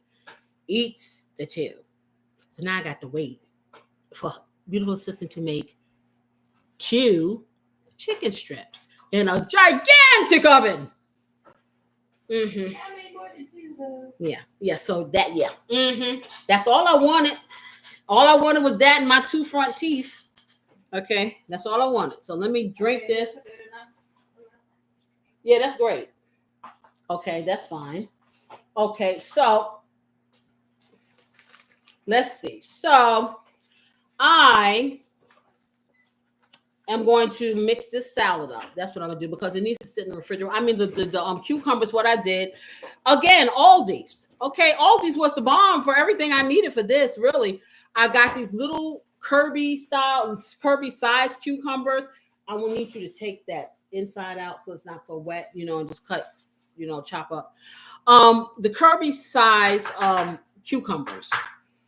And I like them because I will get English cucumbers, seedless cucumbers, because I'm not big on all those seeds. I really don't like it. And I usually cut them out. And then my husband will eat the inside because I don't like the seed part. But these little Kirby ones, they're so cute and they were so lovely. And we washed them thoroughly and beautiful system sliced them oh so beautifully. So we're going to do that. And then I'm going to make a little dressing made from the tzatziki sauce and some other little things. And we're going to toss that with the cucumber. So that can be like a little side with the meat and the naan bread, just for lunch. But you can have that, like I said, as a side. You can have some rice, you can have even a pilaf if you want to, and just do you. It's, the meat itself is really good. And I was very surprised that my younger son, who is the most persnickety and picky and put this way, the mac and cheese man. Everything is man. I think he'd eat a mac and cheese sandwich if I let him do it. He said he wanted mac and cheese pizza one day. I'm like, cheese and cheese. He wanted beautiful sister said he wanted mac and cheese with pizza. Go figure. Okay. Cheese and cheese. Anyhow, he tried I told you guys, I think a few weeks ago, I got some of this lamb and I actually made some homemade gyros. So I made the meat like you would make the gyro on the skewer and all the stuff like that. And I cooked it and they just like the meat, So, hey, what can I tell you?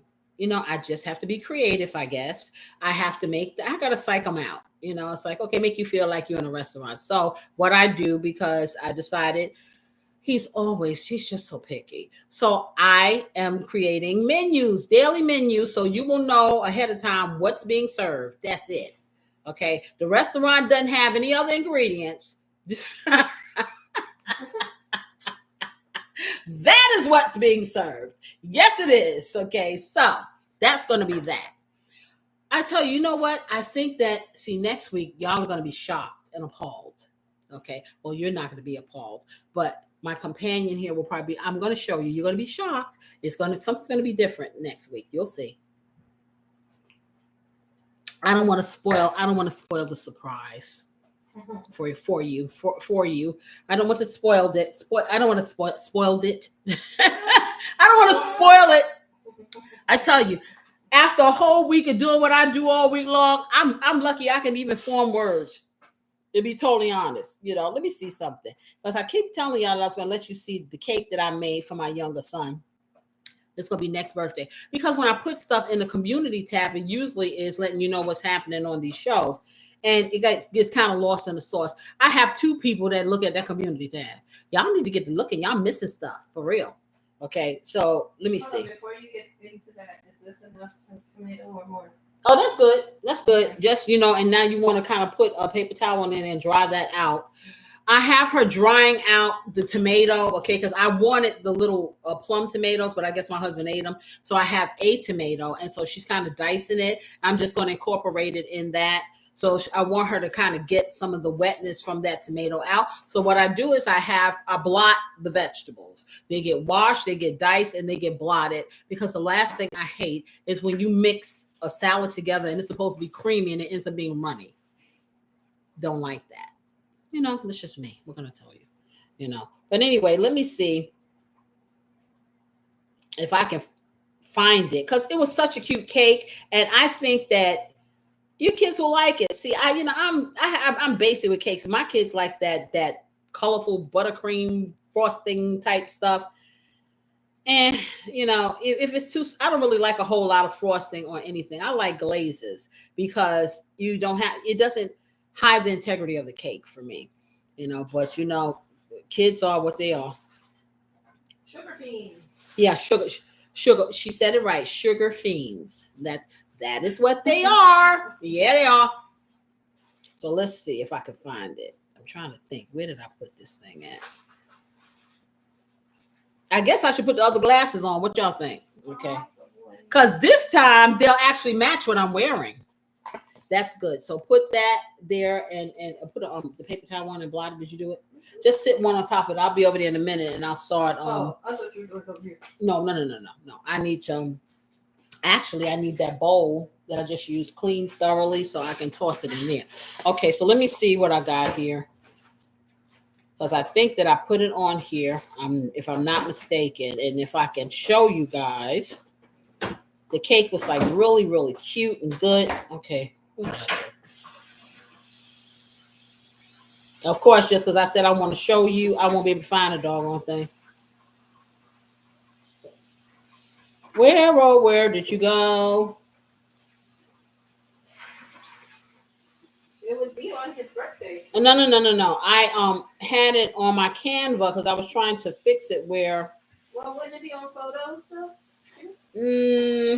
No. Where did I see this thing? I saw it when I was in Canva the other day. And I can't remember where I saw it.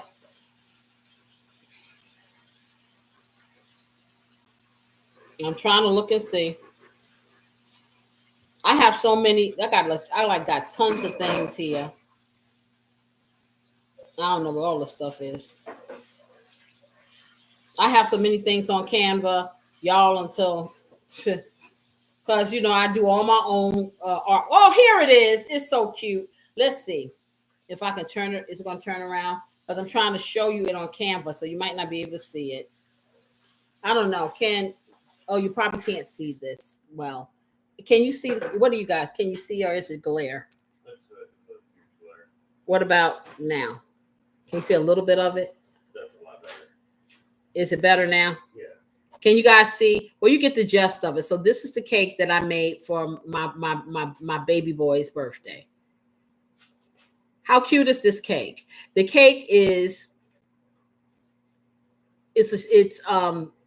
gosh, it has the strawberries on it, but then it has the frosting is strawberry, and he wanted a vanilla cake, but I had to spruce it up. Strawberry and vanilla. It has strawberry jam on the inside, okay, and then the little strawberries there, and the frosting is drizzled, okay, and I have the strawberry and the vanilla, but it's cream cheese flavored frosting. So yeah, that was the little cake I made him, and he was so happy. He was so happy until the vanilla guy was so happy, and the other kids who always want some other kind of cake. Not everybody wants this cake. Go figure. So. Well, hold on. So they want that cake, and they also want the chocolate cake. Who said? Oh yeah, you know the decadent chocolate cake I made for Valentine's Day. I told you I made two. They ate every crumb of that cake. The other one, I had it wrapped up, right? Because I was waiting for the cake plate to finish. And I got busy during the week, so I had it wrapped up to keep it fresh and moist. So next thing I know, beautiful assistant couldn't wait for me to put the frost in. She done frosted it and then ate that one too. So needless to say, I wasn't part of those reindeer games. I was not. But yeah, so I've been cooking cakes until it's like, oh God, I want to cook any more cakes.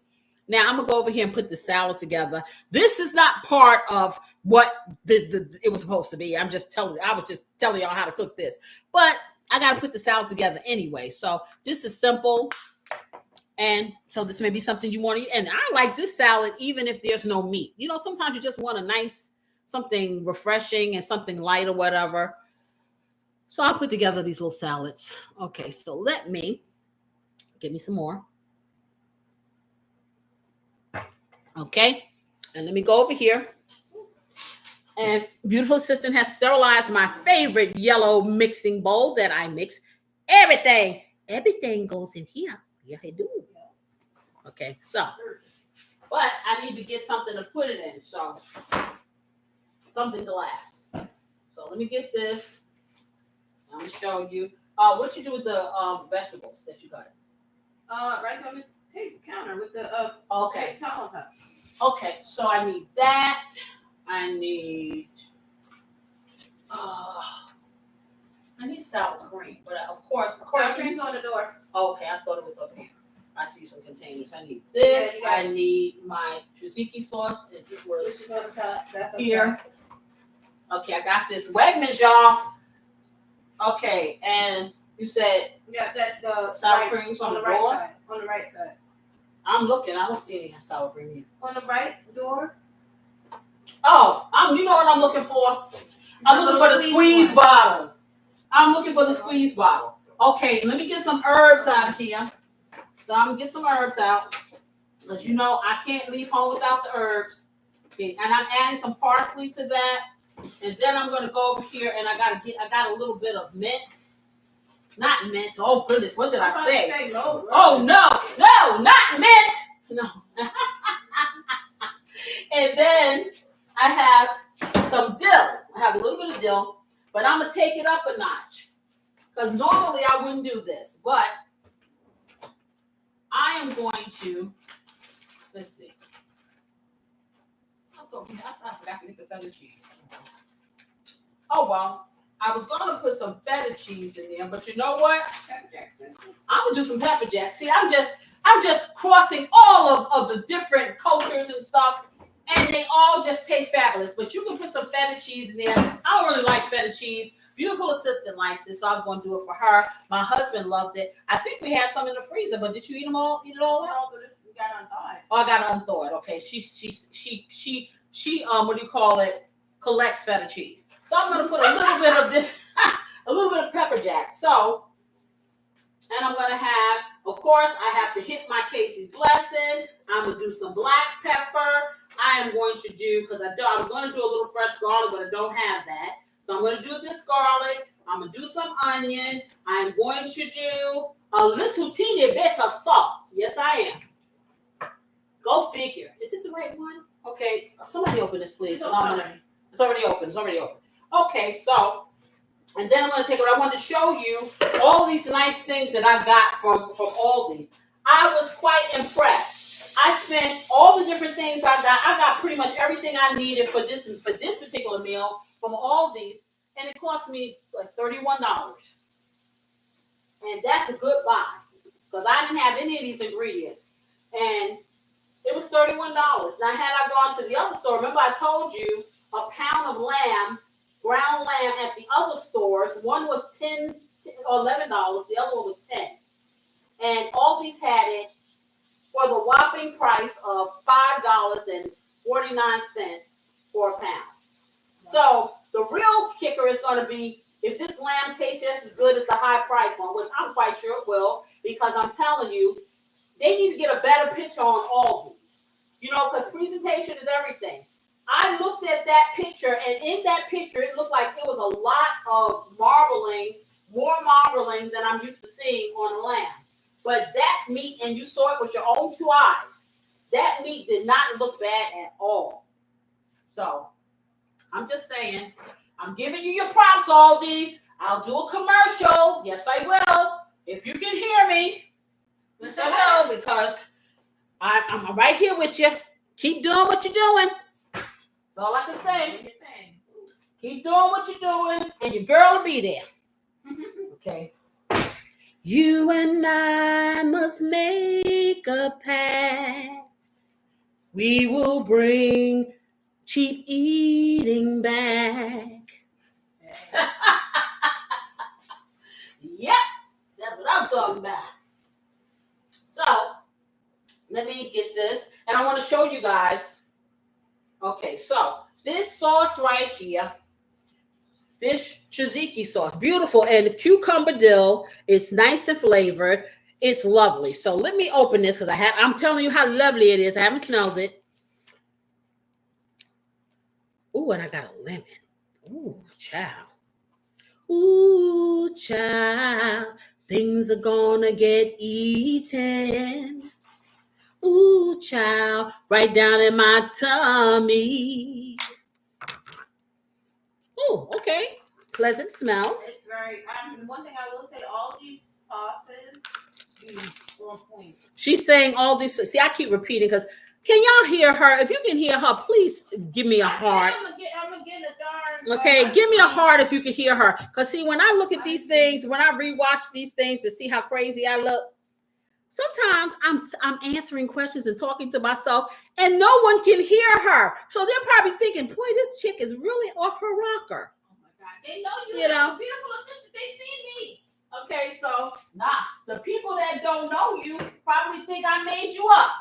Yeah, the people probably think I made her up, okay? And I'm sitting here, beautiful assistant this and beautiful assistant that, and Corey this, and they're like, Not to mention we do. nah. You know, Not step on out with the camera. yeah, they step on the camera to eat, but they talking about the. You see, type in the chat. Okay, y'all know. Hey, that could be any.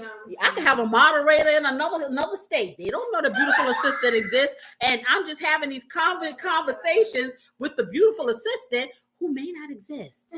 Okay, and Hetty won't say nothing because I'm 26 and be like, yeah, she just way out there somewhere. She just way out there. I already know. But oh yeah, so this smells really good. And I want you to check out these cucumbers from this place.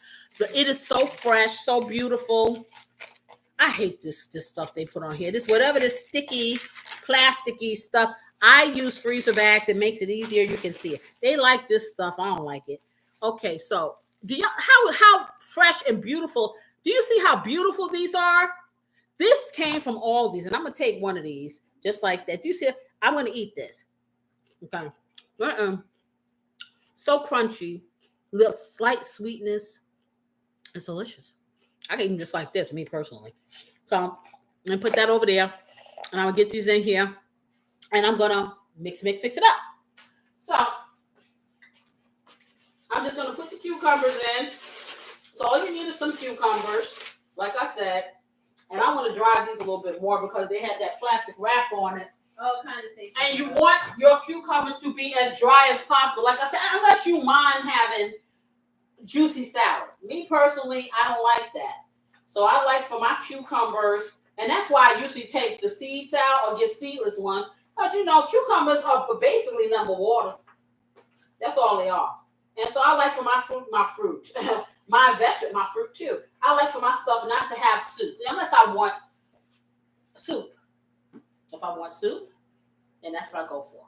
But that's not what I want. So I'm putting it and dry it out a little bit. Just like that. To get some of the moisture out of this. And then I'm going to take them and I'm going to put them in my little bowl. Just like that. Yep.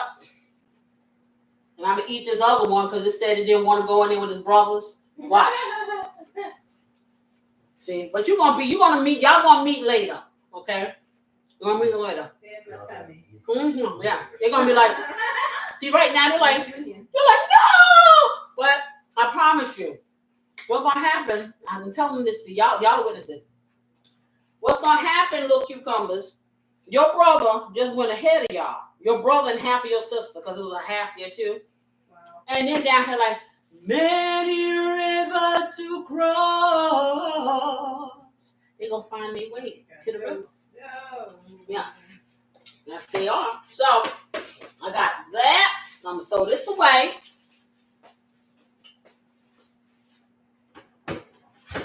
Let me get my kitchen scissors. And these feel kind of loose. Y'all been kind of rough with them, huh? Well, I was going to say they need to be sharpened too. Okay, they'll serve the purpose. And I still don't see the vegetables you cut up. Where are they? Are you on the counter with some plate? You talking about the onions and stuff? I had it on the counter. Lord, y'all. Okay. Yeah. That's what she said. Okay, so I got the vegetables, right? She had the paper towel on me. Listen, You okay. told me to. And then she's sitting here letting me look real. See, okay. So I'm gonna tell y'all this: when Rachel Ray be up there acting nutty and don't be making sense, she got them little kitchen people around here making her look good. What they do? They leave me out here to go under the. I'm not even under the bus. The bus is dragging me. Yes, it is. Don't put that on me. Okay. So. What you mean put it on you? Okay. I said, man. Okay, y'all. So now you hear them, right? When they over there trying to excuse themselves. Okay. So she chopped up the tomato, and you see so nicely. And I had her take like the inside of the tomato out and just get like that meat right near the skin. Chopped it, diced it up really nicely. Diced up some nice red onion, and it's as simple as pie. You can put whatever you want in the salad. These are the things I like. Okay. You can even cut up some raw spinach, just but you want to slice it up, just make it really shredded, and a lot of things you can do. So I'm putting this in here, just like that. And that was about a half an onion and what a half of a large tomato?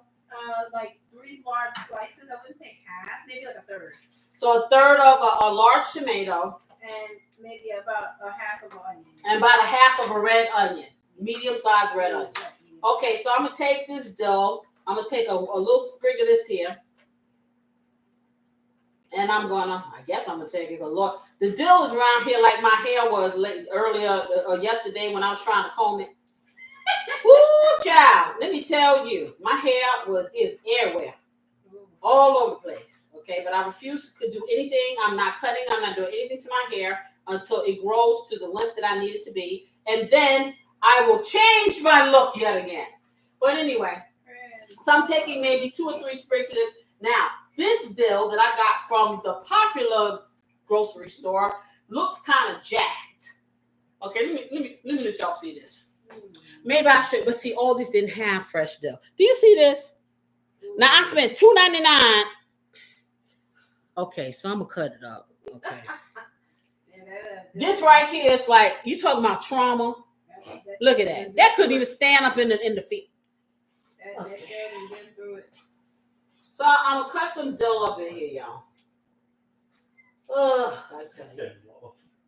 You know.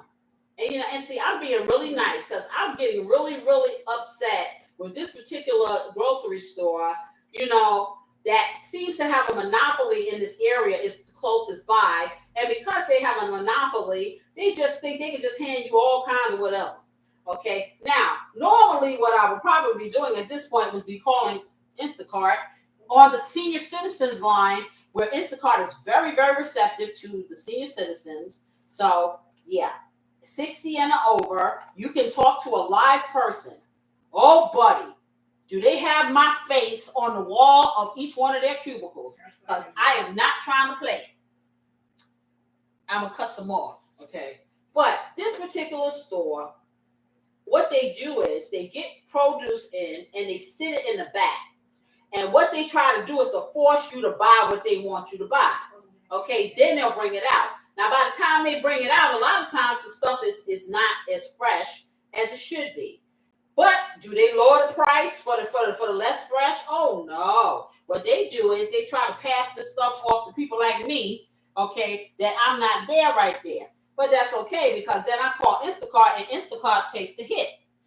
So if Instacart gets tired of taking the hit, then they will make sure that the quality of this particular store that will remain nameless, okay, keeps trying to play me, okay, because now, okay, I am a superstar Instacarter, okay, so I have to let them know. And sometimes, you know what I do? I'll pull that YouTube card, like as if I'm some big giant content creator, right? I have a cooking show on YouTube, and I have an audience, okay, that gets them to moving too. I love it. You throw your weight around. You don't want me to not endorse you, do you? Mm-hmm. Lord, I tell you. Title-driven people. What can I tell you? I say YouTube, they say how high. So I got the dill in here, guys. And now I'm going to put my other fresh herbs in here, which y'all already know. I'm going to put cilantro in here because it's good. I'm all about the fresh herbs. This is my new fad. Okay, because I have never been able, like, you see how sometimes I get these herbs and they don't be good. But these herbs right here, they're always fresh. They just need to be used. So basil, yeah. Ooh, I'm about to drop this. That would be a travesty. Okay. And what did I say? I did the cilantro. I did the basil. I'm doing it all. Italian herbs. Little pinch. Okay. And I'll put them on. And the thing I like the best about them is that you can stack them. I love this. This is so freaking cool. So then I'm going to take a little bit of parsley and put it in there. And you're like, okay, all this stuff you can't have. It all has different flavors. Trust me. When you're dealing with fresh herbs, they actually have different flavors and ambiances and aromas and dynamics. And then when they all come to the party at the same time, see, I'm telling you, when they decide that they're gonna hang out together with child, let me tell you, it's all that. So now I'm gonna take my pepper jack cheese, and I'm just gonna grab probably a half a cup of that. And like I said, the cheese is optional. Okay, so I'm gonna make it rain just like that. And this is shredded. If you want to shred your own, do that. Casey ain't doing that, okay? I'll take whatever the plastic and everything else is on here, just keeping it separate. Okay, because so far I'm still alive. I've had a body scan, I'm good. So, then what I'm going to do is I'm going to toss this. I'm going to get another bowl, and then I'm going to mix up my sauce. I'm going to toss it in. Now, you got to go through all of that, but us chefs, we got to make it look like it's extra special. Technically, you can slap them things in here and mix it all together like that. Okay. Oh, goodness. I haven't even looked at it. Man, I didn't realize this time has gone by so fast. Same. I just whooped over. Wow. That was really quick. So let's see where we at with this lamb, because I may be able to take the top off and finish cooking that. Yeah. I forgot all about it. See, this is what happens when you got hungry folk over here. And they be wanting food. They remember to tell you to check this stuff. See, yes, normally the imaginary stomachs become existent. Yes, they do. So, one moment, let me check this. Yeah. I can't see at this point. I'm in the kitchen. I don't even smell it. I'm assuming that she must smell it. Well, no, I looked at the clock. I looked at the timer. And I was like, oh wow, it's only 9 minutes left. You put it on 40. I sure did, but I'm gonna take a look because I know. I think it needs all 40 of it. Yeah, because because it's still a little undone. So I like it. Got that little thermometer too. Yeah, but it's not ready yet. I think it's the 40, maybe 45. I'm getting another 5 minutes. I put on it, but boy, does it smell good! And just like I told you guys, so note to self: what I would do if you use all these. I would call them ahead of time and ask them if they have certain things there. Because I also find that if you look at these flyers, a lot of it is bait and switch. They put a certain amount of stuff out of the stores to get you up in there. And once you've made that long journey, you kind of will take whatever they have because like, oh my God, I came all the way out here if they don't have what you want. You want to call them, make sure they got it, how many of it. That's how I roll. I'm just saying. And see if they have it because I'm going to tell you, this lamb looks beautiful. Okay, so... Okay, we're going to let that finish at 7 minutes. I may put another 5 on there, but as I said, I'm tossing this dry, just like this, with no sauce. How nice is that? It looks really, hey, I'm going to tell you, that shredded up pepper jack, I may put some more. It looks like feta cheese, but it tastes better. Feta tastes kind of funky to me. I don't like that. So I'm going to put some more in here. Yes, I am. So now I'm gonna do the fancy chef thing, y'all. And I'm gonna get a separate bowl and I'm gonna mix up the sauce that I'm gonna put in here. However, you can plop it all in there and just mix it like that if you want to. It's your world. Your kitchen is your terrain. Your kitchen is, you do what you want to do. This is what I say.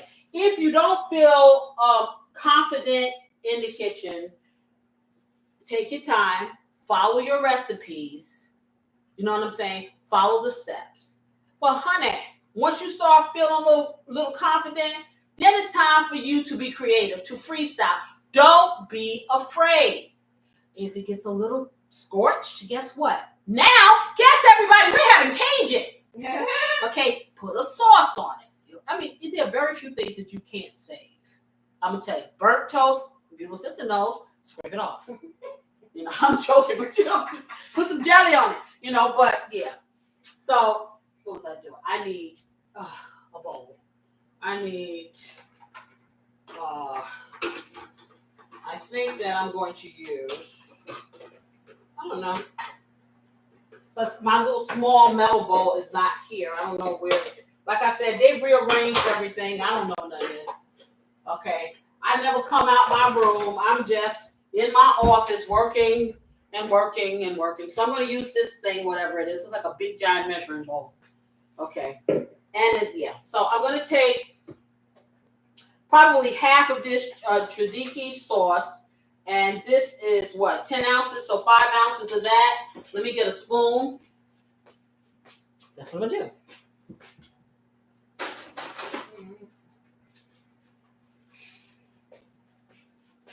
Okay, Teresa said made a pot of lima beans with smoked neck bones and bacon grease and to top it off with some cornbread. That's dinner. Okay. That's tonight's dinner. Hey, that sounds like a good one. See, look at that. Send me a picture, sis. So I put about, like I said, 5 ounces of this in here. And let me taste it. Ooh, that would be a good dip. For a crudité if you want to be healthy, or some chips. Mm-hmm. I like it, and it has real bits of cucumber in it, y'all. Yep. Okay, so I'm gonna take this. Hello, Suzanne here. Hello, Casey family and friends. I'm watching on YouTube TV. Stop in and hit the like button and comment. Hey, Lolo, how are ya? She said she had a challenging week, but the food is perking her up. Good. Well, like I said, girl, it's baby steps, and the journey may be long, but the destination is worth getting to. For real. So I'm there with you. I know you can do it all, and I'm glad that you stopped in here to say hey, like you always do. Now, I'm doing this because some of the whey is the juicy stuff that settles on your yogurt and your cottage cheese and your sour cream. Doesn't mean that it's bad. It just, the whey just separates. So I always pour it off because I don't need anything wet. So I'm taking 2 tablespoons of sour cream, and I'm adding it to it, maybe 2.5. Of the sour cream. Put that over there. Close this back up. Now the real fun begins, because now I get to do what? I get to season it up one side and down the other. And guess who's going to put every single? Yeah, I'm putting it all in here, y'all. Okay, so I'm pinching every one of these fresh herbs. Pinch basil, or pinch and more. I'm going to, because it's all about seasoning every aspect of what you do, so you have layers of flavor. And like all of my taste testers say, they can always taste every flavor that I put in my food because I layer it. Okay, so y'all already know what the herbs are. You can put them all in. You can put some of them in. You can put none of them in. It's up to you. But hey, you know me. If you come to Casey's restaurant, you're going to be flavored. You're going to be flavored. That's just the way it is. Okay, so I'm going to put that in here. And I'm going to hit it with my Casey's blessing because it has a whole lot of herbs and spices. And I would do that too if I were you, if you had an all-purpose seasoning. And I'm going to do the garlic powder because I don't have the real one. And I'm going to hit that 1/2 teaspoon, okay, in there. And I'm going to hit it with the onion powder. Stick that in there just like that. 1/4 teaspoon of the onion powder. And then I'm going to hit it with the black. Did I get this stuff on my dress? No, I didn't. Okay, good. I'm going to hit it with the black pepper. Just a sprinkle. That's a teeny tiny, just like that. And then I'm going to put a little salt in here. So I'm going to do just a little bit of salt, just a little sprinkle, just like that in there, a little salt. What else do I want to do? Okay, I did that, coriander, did all of that. You know I'm going to do me a squirt of Splenda because I'm going to get a little bit of lemon in here and put that in there too. So I'm going to do one little squirt, just like that. And I'm going to get a lemon.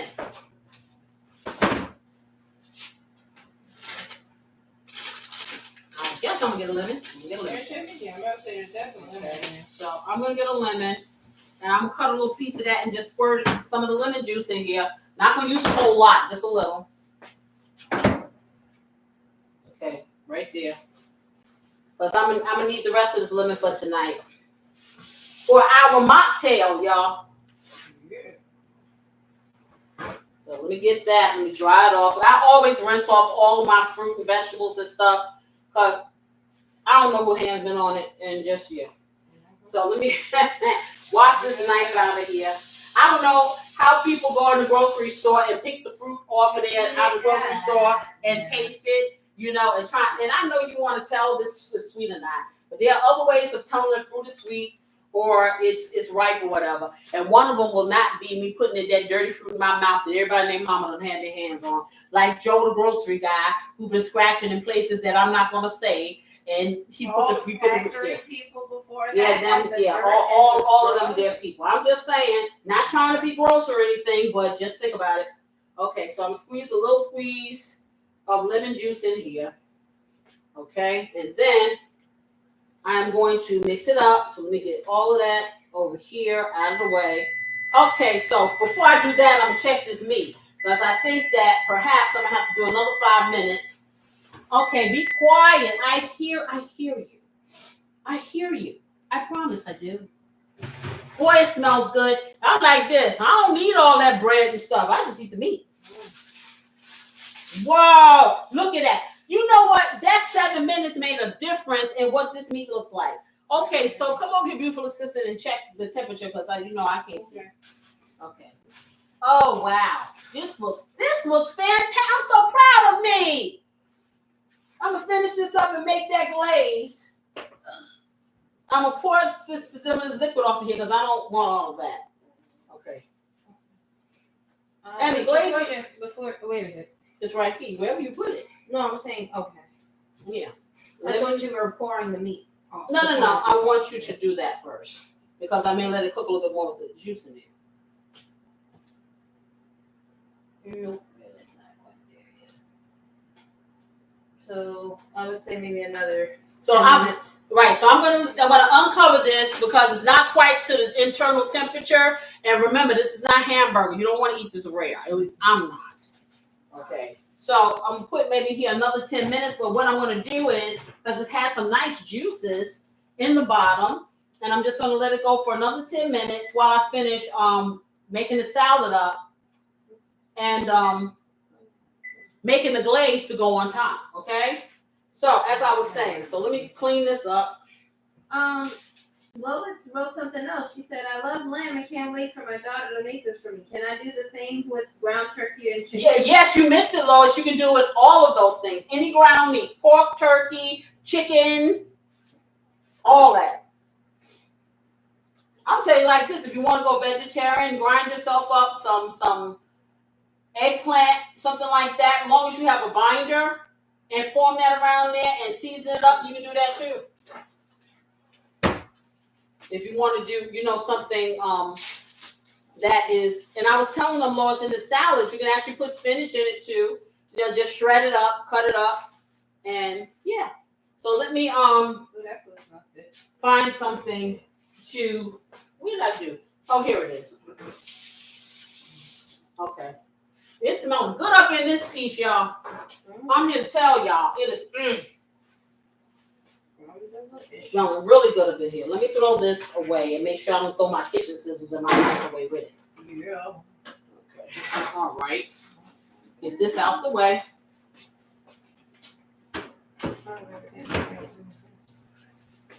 Okay, and now I'm just going to stir this up. This little sauce here. And see, normally what I would do, I make this sauce ahead of time and let it sit in the refrigerator for several hours so it can get really, really thick. Because the longer it sits, the thicker it's going to be. Just like that. And I'm going to have one of them come over and taste it. Because I don't do a whole lot of tasting when I'm cooking. You know, I really don't. Because see, if I do all this tasting, then I'm going to want to eat. So for me, I let everybody else be the guinea. I'll be the pig later. Okay, let me get this in here. Lois said, everyone have a wonderful weekend. I'm going to watch tonight's video. We have a birthday celebration. Excellent idea to use the vegetables. I learned so much from you, and I know it smells good. Yes, and it tastes good. Lois, if you can come tonight, guess what I'm making? And I know you can't do red meat, so you can use chicken if you want. I am making a pork masala. You're going to love it. Trust me. And if not, do the rewatch, because I know you will. Have a good one. Enjoy your celebration. Love to you and your family. Okay, so I'm going to take a little bit of this out. And that beautiful assistant have a taste. Well, hold on, I can't really taste it, but other stuff. Okay. Okay, Corey's tasting. Because his nose ain't stuffy. For once. Okay, here. Okay, taste that. Here, take the fork. Oh, I'm sorry. What do you think? So, Do you need any more? Does it need more sweet? Does it need more lemon? Does it need I feel like it's perfect. more salt? Anything? Okay, Corey says perfect. So we're going to go on what Corey says. Corey says, my salad is delicious. Yeah. You said it gets thicker as it sits. It will, like the sauce. But see, the thing, the sauce, if you let the sauce sit in the refrigerator, you know it thickens up more. So, you know, and you know what else I'm going to put in here? I'm going to put a little bit of mayo in here. That's what I'm spicy one? A little bit of mayo. I don't know if I want, I may put some of the spicy in the glaze. Okay. Yeah, that's what I think. I'm going to do that. I may put a little bit of mayo in here. And of course, I don't have the squeeze one. So, okay, we're gonna dare to use this brand. I don't like this brand, y'all. I'm defecting. Okay, I don't like this. I'm a Hellman's girl. Hellman's. I couldn't find the squeeze bottle. I don't want to open it up. So okay, so I'm gonna just use a little squeeze, just one squeeze of this stuff here that will remain nameless. Okay, and if it don't taste good, don't use this stuff. It's delicious. Okay, that's one man's opinion. Okay, so I put a little mayo in here too. Okay. Okay. All mixed up together, just like that. You know what? No, I'm not. I was gonna say I was gonna hit it with a little heat, but I'm not gonna do that. No, I'm not. I'm gonna hit that glaze with some heat, y'all. Okay, now taste it, Corey. Since I got your fave in here. Ugh. Since you got what? His favorite. And why you good? You Well, be quiet, because you would be excommunicated from the family. Around here, a turncoat. No, because I can love both. No. You said one or the other. One or the other. Only because I don't have to use a lot of it. Okay, here we go. Try that. I'm scared to give you my opinion. Give your opinion. Spicy. Okay, whatever. Okay. Taste. Everything's still there. Okay, good. Everything's still there, so it hasn't tainted my beautiful salad dressing. Okay, so now I'm going to take it, y'all, and I'm going to pour it on here. And yes, I'm putting all of it in here. Most of it. I won't put all of it. Let me toss it and see what happens. Okay, because I don't want to move it around too much, because you know I don't want no more liquid out of these doggone vegetables to be expressing themselves, and then my stuff gets soggy before I can eat it. I ain't happy with that. Okay, that doesn't move me. I don't get moved by soggy, y'all. Okay, so Now, yeah, I got a little bit of left. So for like you, Bobo to love, if you have a little bit of left, you can take the same sauce, slice that meat, put it on your naan bread, and pour this sauce on it. You'll love, love, love it. And I think I'm gonna save that little piece of sauce, and I'm gonna try it like that too. I think that'll be good. Okay, so this is nice, and I'm gonna get one more taste test. I guess you don't want to taste the salad either, huh? Because you can't breathe. Well, no, I'm not saying I can't. I'm not still gonna eat it. Yes, I am. Ah, But I can't give you an accurate depiction of the flavor. I can't taste. Y'all heard it here. I'm here. Y'all heard it here. Yes, you know what? But you know what? I'm being real though, because normally that's not enough. Oh, man, gonna be under the bus too. All right. Yeah. All right. So, yeah, I got a little glass thing. Where's my glass thing? You know, my big glass thing, you know, my Farberware. Under that bottom. I tell y'all I don't know what nothing is anymore. But it's in a nice. No, the big tall one. The tall one. Oh. But this one is too small. Okay, I need somebody to dig down here and get me a Tupperware bowl or something because that's making me dizzy. Okay. So I got everything down. Either everything is too high, y'all, or I'm about to trip. Too high or too short. Okay. Anywho. So yeah, those 2 minutes are about to come up. And yeah, because this is too much salad for that. Okay. I need that other one. I don't know what you possibly could have it in there for. I can't remember. What do we have? Okay, so you know what? Okay, so now you get to taste the real salad, Corey. I just got him tasting everything, y'all. Here, Corey, taste this. Okay, because I'm trying to find my special container to put it in. Nope, it's not in here. Okay, did you check? See, you have everything everywhere. I don't know where anything is. It's not in here. Okay, well then it has to be close by. Oh, Okay, I'm gonna put this. It's not up there. it's not for sure. Yeah, I don't see it. Well, I mean, it could be up top, but don't mean it's not up there. Try underneath there. I don't know. Well, I really need them that all together. container. Well, if you put them all together, it should be there. It should be in there. That's what I'm saying. No, I didn't see it. I didn't think it was in the fridge. It's too Okay, big. so I'm gonna wash this out, y'all, and put the rest of the dressing in here so we can try it on that lamb meat. And I'm gonna stick it in the refrigerator so it can get even thicker. While beautiful sister finds my missing Farberware. And this is huge, y'all. Big. Yeah, it's a big bowl. Are you sure that it's not in the fridge and we just don't see it? It's a big container. It's a big, yeah, really big one, and I love it because I can see inside. But I'm pretty sure. Okay, so anyway, I'm scooping this out, y'all. I'm putting this in here. Oh boy, that food smells good though. Okay, we're gonna take every little bit and get it all in here.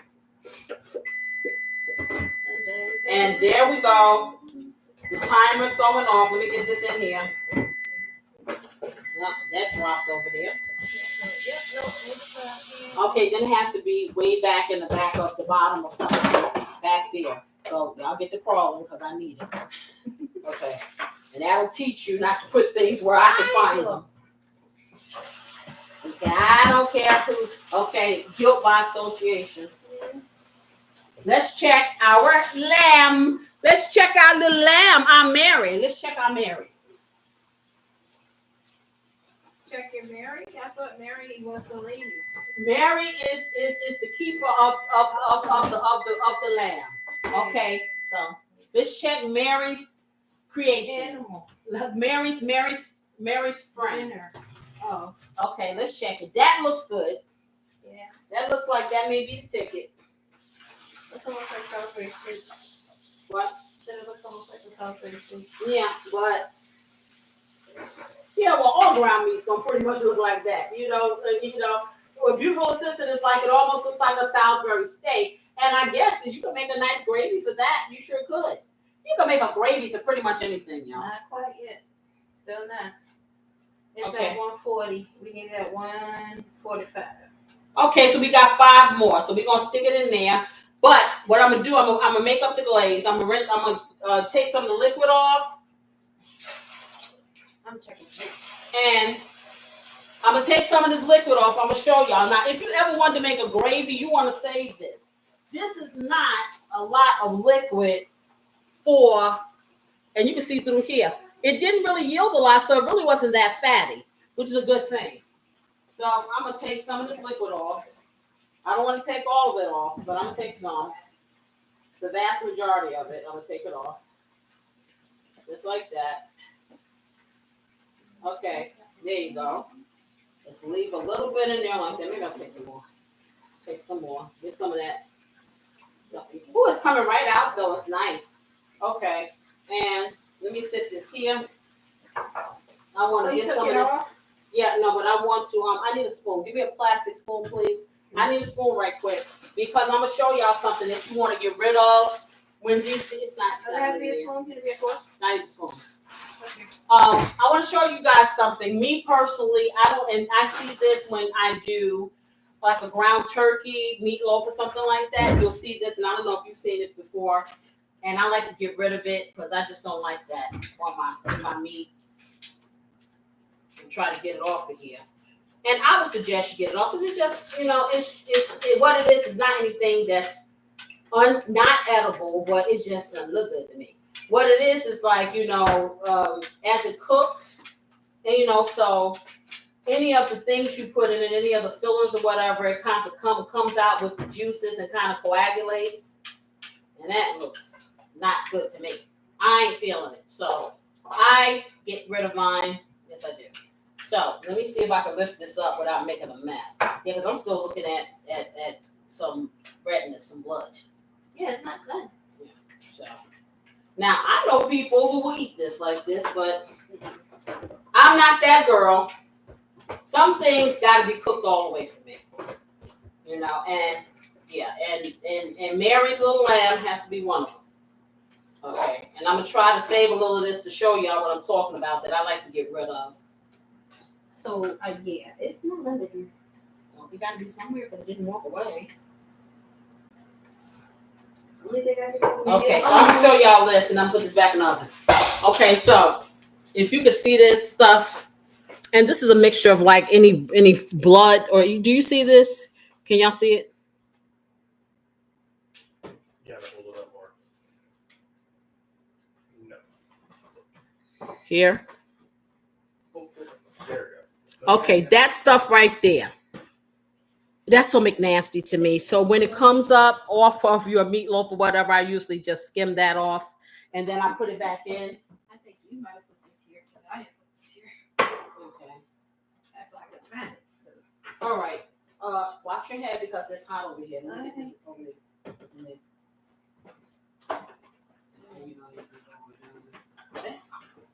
Okay, so I'm gonna get this back in here right quickly because this meat is bleeding. Yeah, it is. So we need to know that when it's this thick, you wanna cook it more. So I'm putting it back on here while I make, and I still gotta make the glaze, so you have to cook it another 5 minutes. 5 minutes, you said, so it's 5 minutes up here. Well, I would do probably like 7 because you need 5 more degrees. Okay, so 7 minutes. Yeah. And maybe I should have put it at 450. Possibly. That's another thing. So that's what I'm going to do. I'm going to put it at 7, but I'm going to take it up and put it at 450. That's what I'm going to do. So it can cook a little faster. Boy, that's going really quick. Yeah, exactly. So in the meantime, she found my little bowl, which is great. I'm going to take the rest of this dressing and put it in the refrigerator so it can be nice and cool. Clean this up. Get my salad in here so it can be waiting. Make up the glaze so I can put the glaze on the meat and the glaze can solidify on there. Take my naan bread and butter that up so it can go in the oven. and get a little heat and a little toasty, and then we can plate this up. Okay, so. Are you gonna bake the glaze onto it? Yes. That's why I said, I'm just gonna make the glaze up really quick because Dad can finish cooking on it, while it's in there. Yes, I'm gonna break the glaze. You always have to bake the glaze on. You want to do that? Yes, you do. Okay. And that doesn't take that much time because I don't want to dry it out. Okay, so see, I like this little. I like all things I can see stuff in. Okay, so yeah, this is really. You did a good job drying out these cucumbers because this mixture, this dressing is adhering to all of the vegetables that are in here. And it's not running off. I can't stand when it gets watery. That just bothers me. I want to have eaten it before then. Right. Oh, you will not have that issue. Okay, so I'm getting this in here. And you see what I'm saying? I love this because it's tall. It's not, it's not bulky, but you can get a lot of stuff in it and you can still see what's going on. So I love this. I can thank my husband for these, okay, because this was his idea. So, I'm going to rinse that off, get that all cleaned up in there. Now I'm going to get that in the refrigerator. I'm going to make up my glaze. I know I've said this about 6 times, but I really am getting ready to make the glaze now. Okay, so, look. But I always got to stop and try to tidy up a little because I can't function in a whole lot of chaos. And I just made a mess. The water splattered. Now I got to clean my towels off and clean the back of my sink. Yes, I do. And get all of that off of there. Because, see, when I'm finished with you guys, I got to start the next session. Because I'm here cooking all day long like a restaurant. Yes, I am. So, let me put the top on here. Just like that. Get this in the, look how cute. How pretty is this? Look at this. Look how nice that is. That's a salad. That's good. Okay. Let's get it in here. Okay, and I'm going to get my butter out. Yeah, I can sticker the butter. And so I can prepare this non-bread stuff. And I make my glaze. And the glaze is not hard to make. So I'm going to get the remnants of my Sweet Baby Ray's. I'm going to take my teriyaki sauce. I have my sweetener. As I said, you guys can use honey or, like I said, a simple syrup. Like I said, I wouldn't just put sugar straight in. A little simple syrup. You don't want to make it too watery. You can make the simple syrup as thick as you want it. Make it like a honey or whatever if you want. And that's pretty much it. It's not a whole lot. Let me put that. I need my, there it is, a nice measuring cup. Ooh, things falling off here. I think I'm going to do this Pyrex one. I think that'll be enough. That should be enough. Okay, so I got this. Plus, like I said, the glaze is not that deep. You're not immersing it. This is just in here because you still want to be able to taste the meat. That's the whole thing. For me, it's about still tasting the meat. So I'm going to take this, shake it up. Okay. And this is what this is the no sugar added one, which is good. Because I'm adding sugar, so I don't need to do that. So I'm going to use the rest of this. And you're going to base how much glaze you make based on how much meat you have, But you just want to coat it a little. So I'm going to take this. And this is the no sugar added Sweet Baby Ray's for my benefit, y'all. Because I'm adding sweetener to it, it'll be fine. So I'm going to take some of the teriyaki marinade.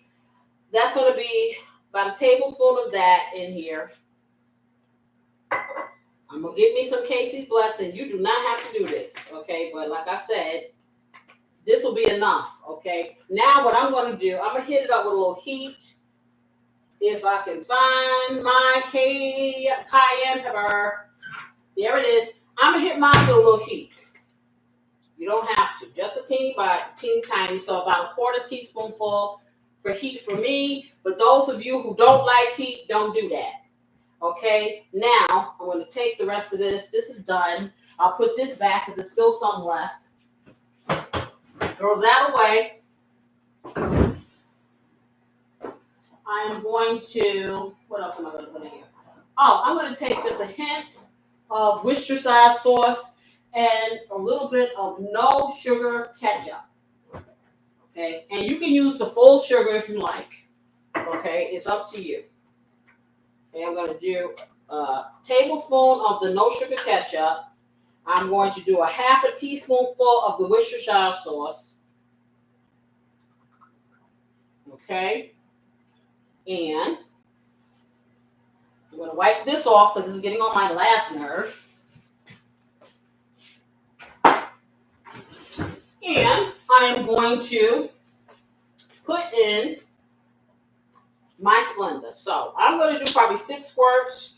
1, 2, 3, 4, 5, 6. To you, that'd be about a tablespoonful of regular sugar. You want to sugar it to taste. You want it to taste sweet, but you don't want it to be sickly sweet. So it's to your taste buds. Then I'm going to squeeze a little bit of lemon in here. Okay, just a little of lemon juice. Just like that. But then not a lot. Just put it in there. And then I'm going to mix it all together. Let me get my fork and clean that up.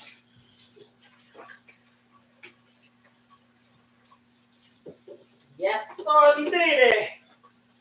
This is going to be so good, so delicious, so wonderful. Okay, so all I need is my beautiful assistant to do me one more favor and to get that cookie sheet prepared so I can have the naan bread ready to go in when this is finished. But now I am just stirring this up, y'all. Now you know you also, if you really want to, you can put a little bit of syrup in it, but I wouldn't, not the maple kind. More like a K-roll syrup if you want to, because that really helps it here. It will sweeten it. It depends on, how deep you want to go as far as the sugar is. But that's another option too. And it will help it stick to your meat. But that's pretty much it. This is your glaze. And let me just make sure I got enough sweetness in here. And I will taste this. Let's see. Okay, so let's just put a little bit here on the finger. Oh, yeah. And what you're getting, you get the taste of the sweetness. It hits your tongue. And then at the back of your tongue, in the middle of your tongue, you get like the little sour from the lemon, but then you get the little bit of heat as it goes. That's good. That's good. I'm going to put a little bit more sugar in there. One more squirt, but that's good. Is it just like this? No. I need the cookie sheet. Oh. Because we need more. We got to do the whole thing. I need the cookie sheet. And then put some the parchment paper in there. Oh, this is delicious. Wait, if you're doing broil, you don't want to do parchment paper. Oh, but I'm not broiling. You just put a little bit in. I'm just going to melt it. But yeah, not parchment paper. Yeah, cover that. Maybe I will broil. I'll do it quicker. Okay, so that's really good. So this went off. I'm going to take this meat out and I'm going to glaze it. Stick that in there for maybe about 5 more minutes. And after she tests the temperature of this and see if we're almost there. And then we bring it out the next time, we are going to put it all together and eat it. Eat it. Yep. That's what we're going to do. So let me get this back in here. Because I got my cheese sitting out melting. Okay? Do you want me to double it up? No, that's fine. You just want to get the naan bread on there. And you want to, I would just put slice some butter and put it over there, lay it on top. Yeah, but I want you to slice the butter on there. And then sprinkle a little bit of parsley on top of it.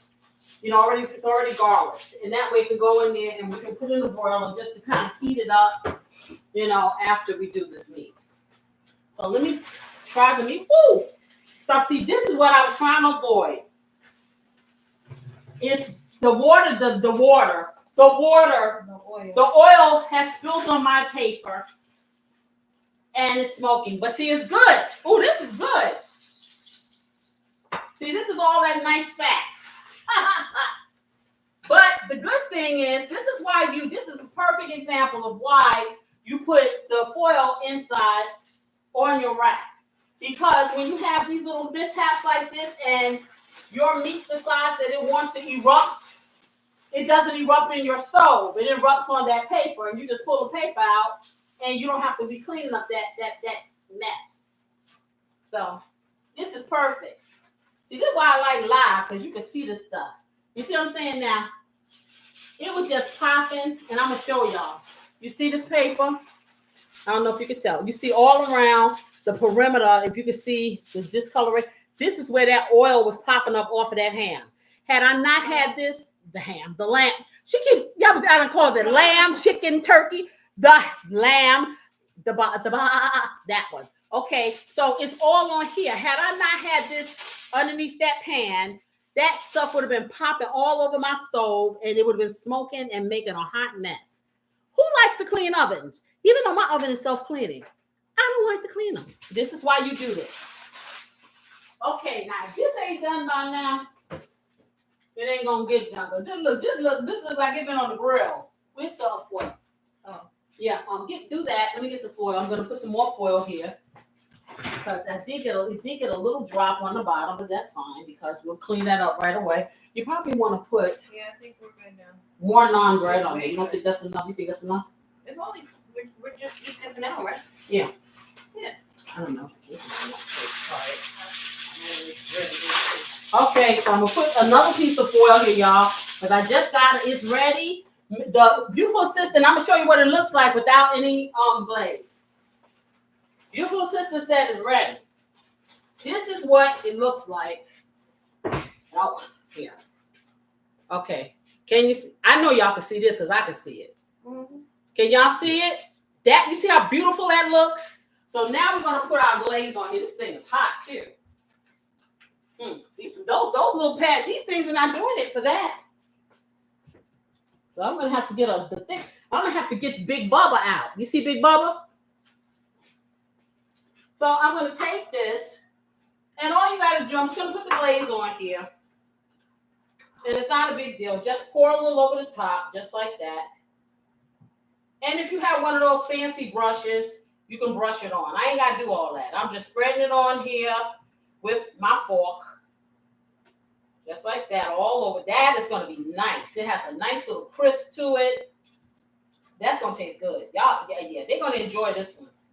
It's going to have just enough sauce on there, glaze on there, to enhance the flavor, give you what you want. Just like that.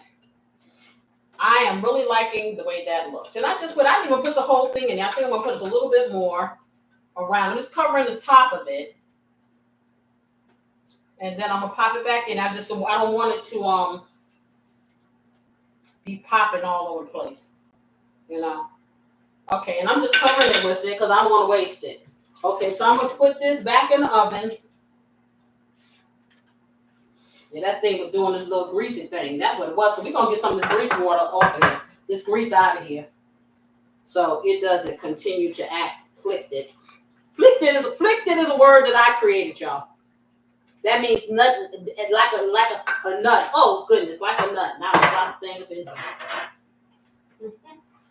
Oh, boy. This is Okay, so, yep, it sure is. I ain't asked you all that. Okay, so let's get them back in the, oh, it's hot.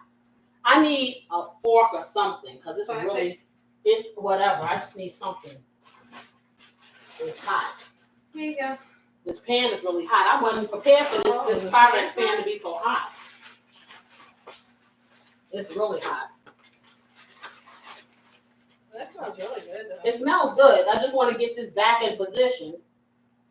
This is like really, and I'm going to tell you, the skewers are not sticking in here. They will come right off. They sure will. Okay, let me just set y'all back up because y'all was acting crazy up in here, weren't y'all? Okay, I see what happened. the sister and brother decided that they wanted to be together, and so they connected. They had a love connection in this thing.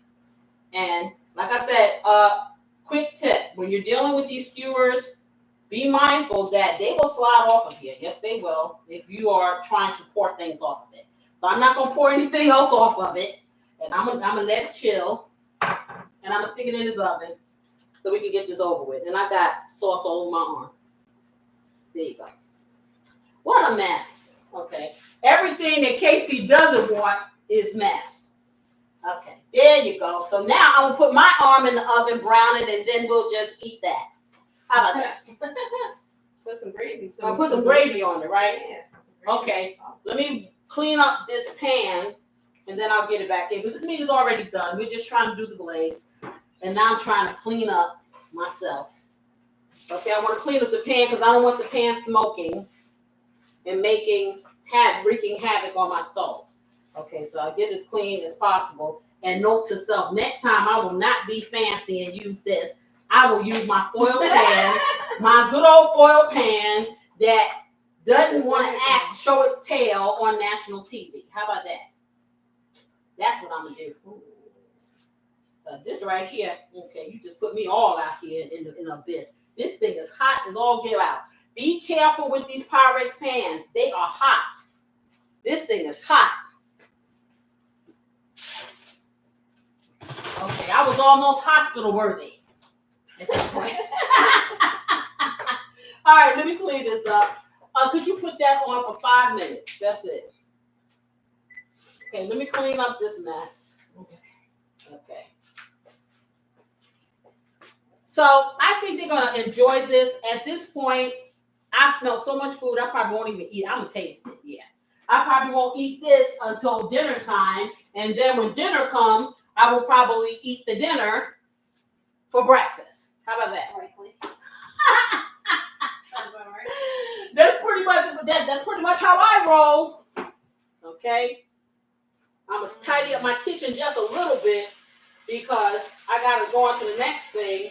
Because I have to marinate my pork medallion, which I got a really good deal on that. Man, I was rocking and rolling with the deals yesterday. I really was. Okay, and I got a pretty good deal on that, and it's a nice size. So I'm going to marinate that before I cook it on the next show, so it can be extra tender. And I give you a little secret. If you make mayonnaise part of your marinade along with the meat tenderizer, and you make like a little sauce marinade, and you put your whatever seasons you want, and mix it in the mayo, a little bit of olive oil, and then you take that pork medallion or chicken or whatever, and you put it in there and let it sit for maybe about an hour or half an hour. It is the most moist and tender, and you don't taste the mayo.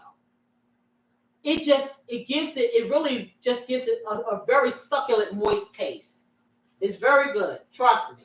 And I'm going to leave these here. I'm not going to put these away because I need a lot of these spices to do my next meal for the next show. But I will put this away here, just like that. Okay. And all right. Try to get this mess up because I will need these things here. And that way I don't have to do it all over again. Because like I said, we do what? We work smart. We don't work hard. You know I'm lying, right? I've been killing myself up in this piece. I'm just lying. I'm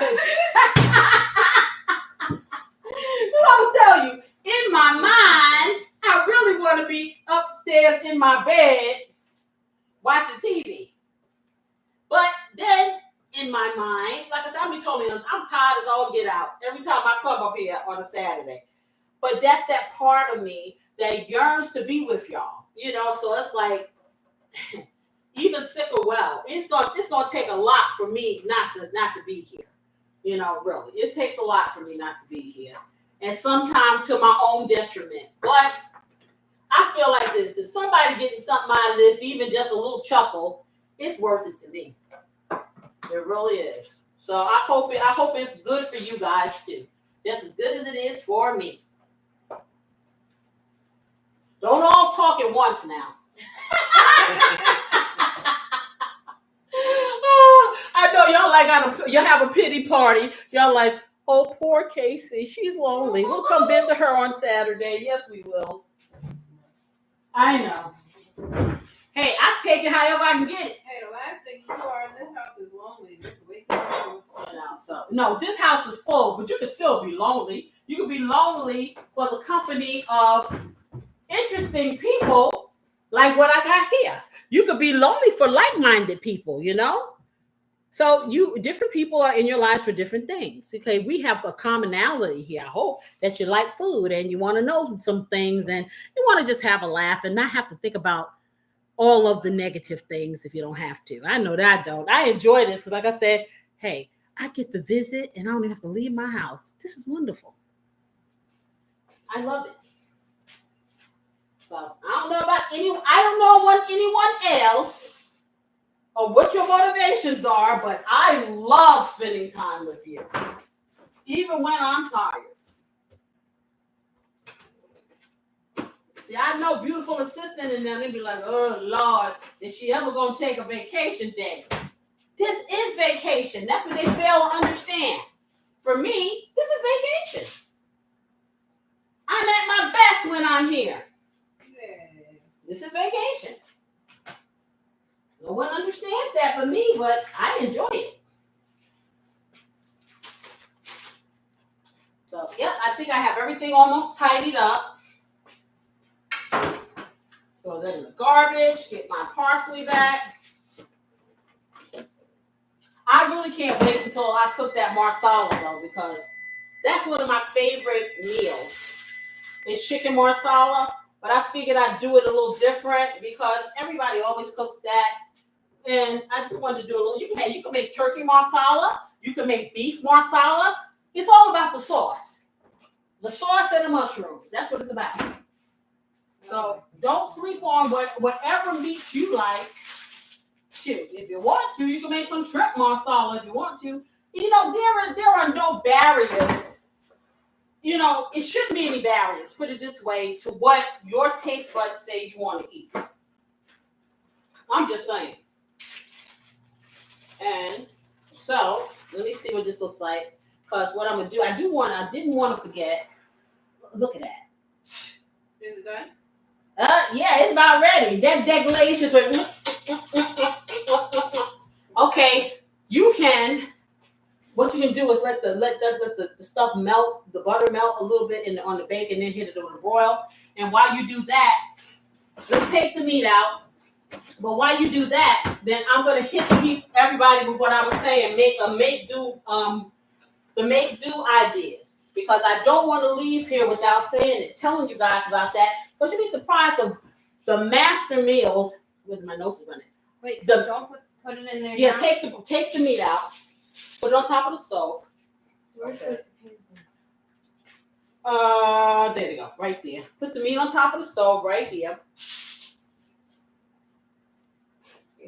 Okay, you guys probably want to get the thicker ones because I'm telling you that thing is hot. Quick. Okay, that looks good. What you think? That looks good. Excuse me. Okay, yeah, put that on there. So she's just gonna sit that on there, let this meat rest. Okay, and then I'll let you guys see our beautiful creation. I'm gonna stick this foil right there on top. And while she melts that butter on that naan bread, and then she's going to just crisp it a little, and then we can plate this up. But I do want to just mention to you guys about the make-do meals. I personally always have a lot of little odds and ends in my refrigerator and my freezer. Like how I'll put that little piece of hamburger in there, and it'll be all these different things.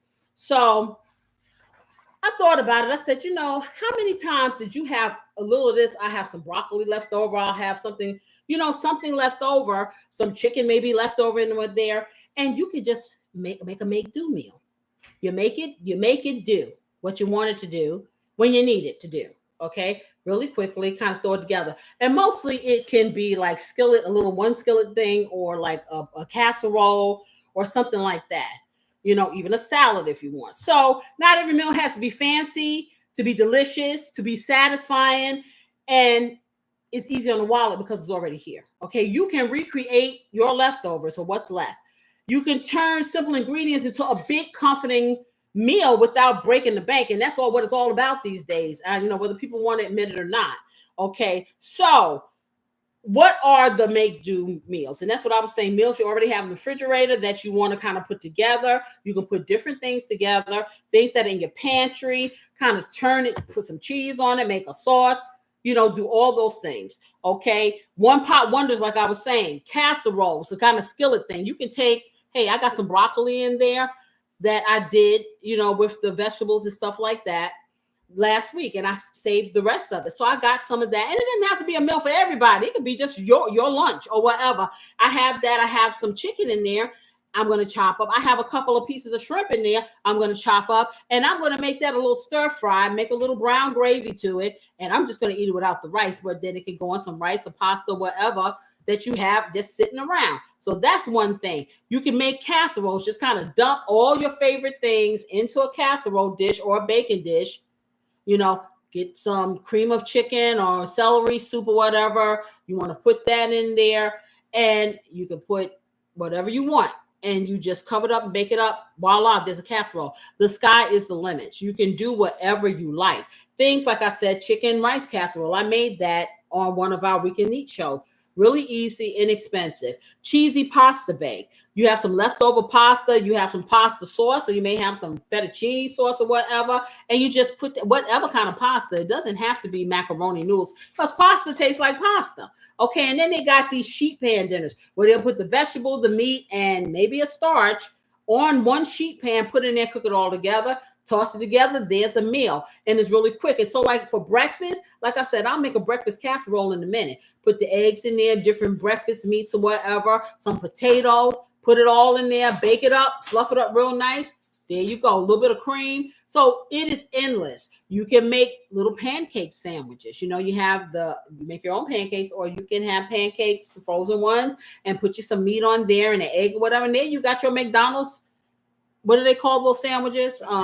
McGriddles or whatever. So as many things you can do. Oatmeal, put some fruit in it, to have that there and kind of enhance it, put some extra cinnamon on it or whatever, so it's a lot of things. You can create a wrap with whatever meat you have, even vegetables.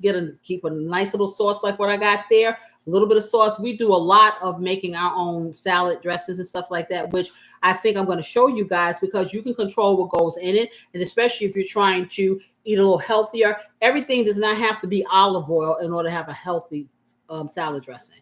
I can show you a keto 1,000 almonds to die for, and you won't be missing out on anything. Okay, so your soups and stews, you can gather stuff in there, get yourself some chicken broth, some beef broth, make you a stew out of some of that leftover meat. Like that barilla taco, I had meat left over, or when I did the shredded pork, I had meat left over. Cut some vegetables up in there, ding dong, you got some nice soup. You want to make it thicker, put a little bit of cream and some butter. Now you have a nice stewy or thickened cream soup. I do that all the time. When I wasn't feeling good, I had maybe a handful of frozen shrimp in there. I let them unthaw. I sauteed them in the skillet with a little bit of butter. I made myself a curried shrimp soup because I didn't feel like eating that regular thin soup. So I took some cream, and I took the butter and a little bit of cream of chicken soup and seasoned it up, had my shrimp in there, and it was very, very satisfying. It really helped me feel good because I was sick. So there's so many things you can do. Okay. The sky's the limit. You know what I'm saying? The sky's the limit. You could even with, like I said, desserts. You think about it. There are things you can do. I have this dessert, and I don't know if you guys have ever seen it before. You probably did. They used to have it on the back of the Jell-O box. And you can do it with sugar-free Jell-O too. But the Jell-O box has it where you can get Cool Whip, and you take the Jell-O and you do a quick set, and you put ice cubes in it or whatever, and it'll start thickening a little bit. Then you mix your Cool Whip into it, and you can put fruit in it. And then you mix it all together, and you let it set in the refrigerator maybe for about 30 minutes. And it looks like a beautiful little souffle or parfait. And you can make it sugar-free. So there's a lot of things that you can do. And I'm just saying, you want to be able to be creative enough. So I can tell you, in this house, I used to throw away so many leftovers. this little bit of that left, and you can make something else out of it. And just be creative and have a whole new meal. I know a lot of people don't like to eat leftovers, but a leftover cannot be a leftover. It can be a new adventure if you just add some additional things and just kind of spruce it up and make it a little different. You know what I'm saying? So don't sleep on those type of meals, those make-do meals. Even ramen soup. You have some extra chicken in there. You take that ramen. I got the video there. I'll tell you how to spruce up that ramen soup. Maybe you got 1 or 2 mushrooms left. Cut it up. A little green onion. Cut it up. Put it in there. Put a little spice. Put some garlic in it. Hey, that's a meal. Make yourself a little salad. Hey, you don't have any lettuce. You may have 1 cucumber left and an onion. Make yourself a little cucumber salad on the side. That's a meal. So think on these things. How about that? Okay, so I think she made the bread already. I'm looking at it. Okay, I think it's done. So what I'm going to do, I'm going to show you, because the meat has rested for about 5 minutes. I'm going to show y'all what it looks like. And then we're going to plate this puppy up and let them eat. How about that? Okay? So let me get some water because I'm dying of thirst. I don't know about you guys. Okay, so let me get over here. Let's see, because I want to cover up this naan bread. Yeah, because it's nice and soft. And that's why I wanted to heat it, because, it gets a little stiff. So let me get this over here. Okay, I'm going to put a little foil on the naan bread so it can stay soft.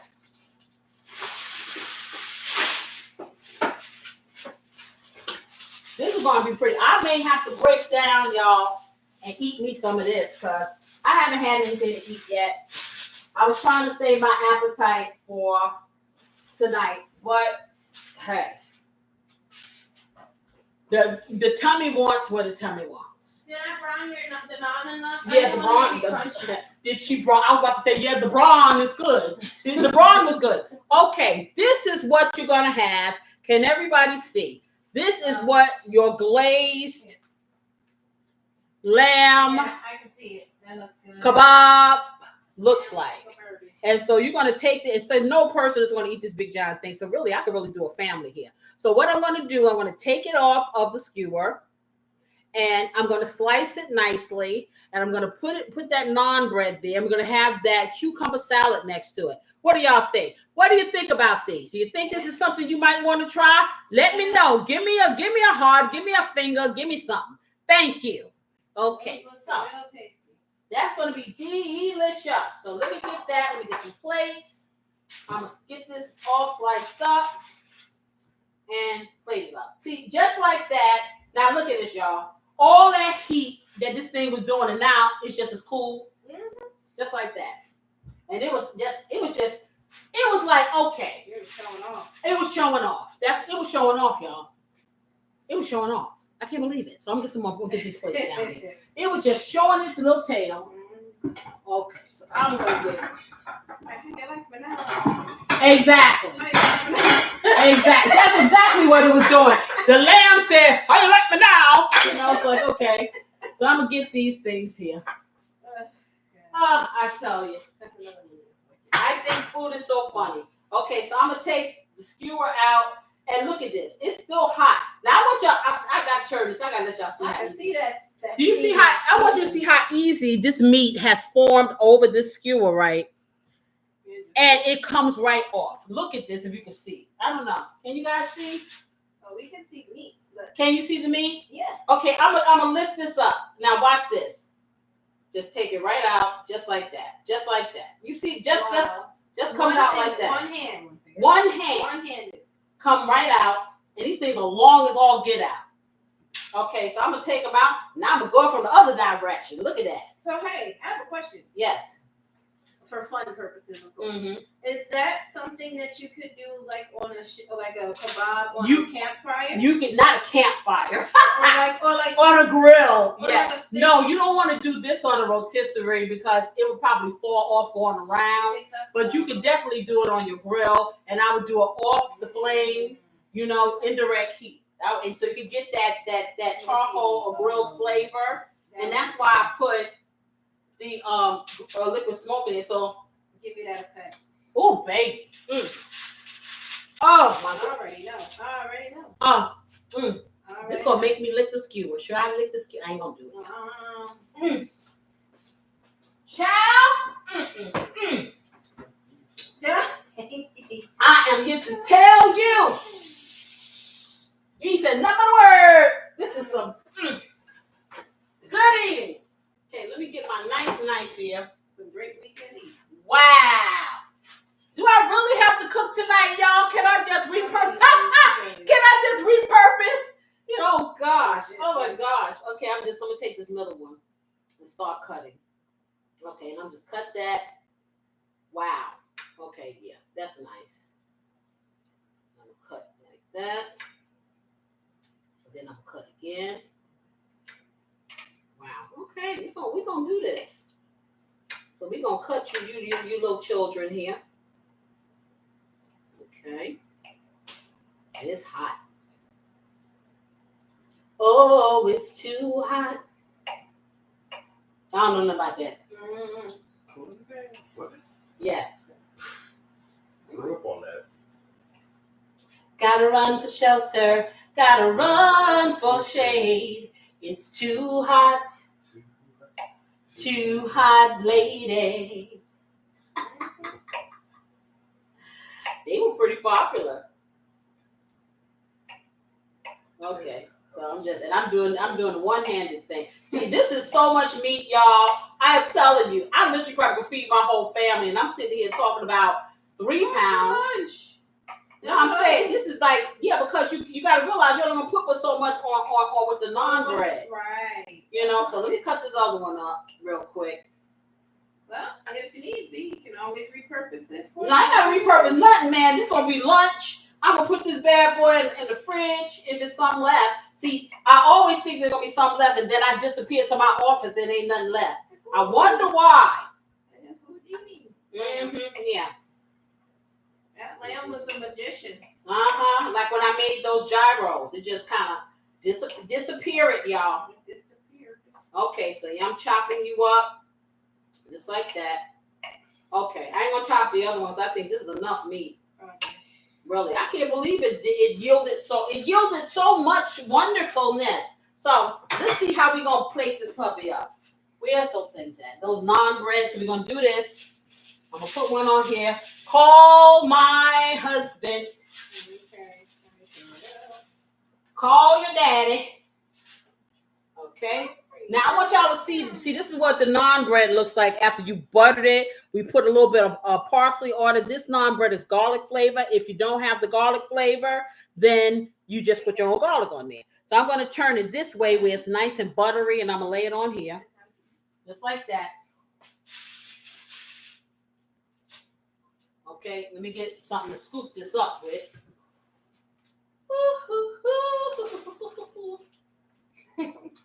I am so excited. Y'all. We can tell I'm so excited. I'm not going to sing that song. I'm just kidding. Yeah, I'm not going to sing it. No, I'm not. I'm going to lay these nicely across here. Just like that. And make it look real cute, y'all. Let me take. I'm just going to take this little. Y'all see that? Put that little corn on me. Boy, I swear these days, I be slapping myself so much. Because I am here to tell. Oh, and it's so, this so tender. This meat, and it doesn't look like it. But it is so tender, this meat. Oh, my goodness. Oh, my goodness. Got a winner for the lamb, huh? Yeah. Now, what I'm going to do with mine, for Volvo, the love, I'm going to put some of that white sauce on top of here, but it ain't necessary because it's so, there's so much flavor in this. And just having the glaze on top, you don't need, I'm telling you, he going to tell you, here you go right here. Here you go, my husband. What up? My husband.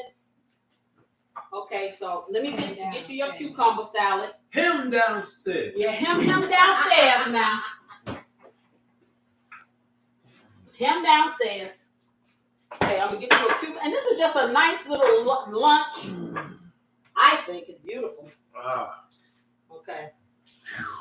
I think it's beautiful. You have all of these options, y'all. I'm going to give you all these options. When you have a dinner party, you just need to have a dinner party just to show off. That's what you need to do. Trust and believe. So I'm going to get a little bit of this. What's that, darling? This is a lovely cucumber salad that I think you're going to enjoy to go with this. Looks good and refreshing. Okay, get that over there. Get that in here. Okay, that's nice. Very, very nice. Okay, get that over here. Get it all cute on the plate. You know, presentation is all that. I don't need no presentation. Yeah, well, I do. So Then I presented it to exactly. myself. You don't need nothing but your appetite. I know. However, okay, just one more little tang. Yes. Yes. Parsley. Okay, a little bit of that.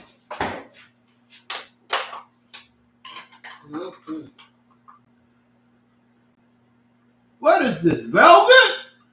Okay, you know what? My husband got all of this flavor, right? But he ain't gonna show his face. Y'all know this. He got all this flavor. Y'all probably think he don't exist. I know y'all think he don't exist. What you think we got like a soundboard? I don't know, but I had people asking me because all I remember talking about is Jerome. That is Jerome, my husband. Okay, because I'm always ranking on Jerome or whatever. But no, I have a real husband over here. Jerome is just my really good friend. That's who Jerome is, and he's very, very loyal. And he just comes and he supports me. He's here to make sure you drink your coffee. Okay, he's here to make sure. So I want y'all. Okay, let's see. Let's start at the very beginning. Can you see? Can you see what? Can y'all see? This is your lamb. That's your naan bread. This is your lovely salad. I really can't tell if you can see. Wow. Okay, can y'all see what do you think? Would you eat that? That looks good, darling. Let me know. Okay, thank you. Thank you very much. I'm telling you, you're gonna like it. Okay, honey, let's see. Give you one of these forks here. Please. Okay, and a knife. And then you can tell me what you think. What? I give you a knife and a knife. Where's the forks at? A knife? Yeah, because the forks are mixed with the knives. Here you go. Thank you. Okay, I'm gonna fix everybody else's, but my husband's about to taste it, and you can talk loud enough so they can hear. Okay. Okay. So, what kind of meat is this? This is lamb. There's no more Bambi in the backyard. Okay, listen. See, I told y'all how he act when I tell him I shouldn't have said nothing. See, but I'm an honest cook, y'all.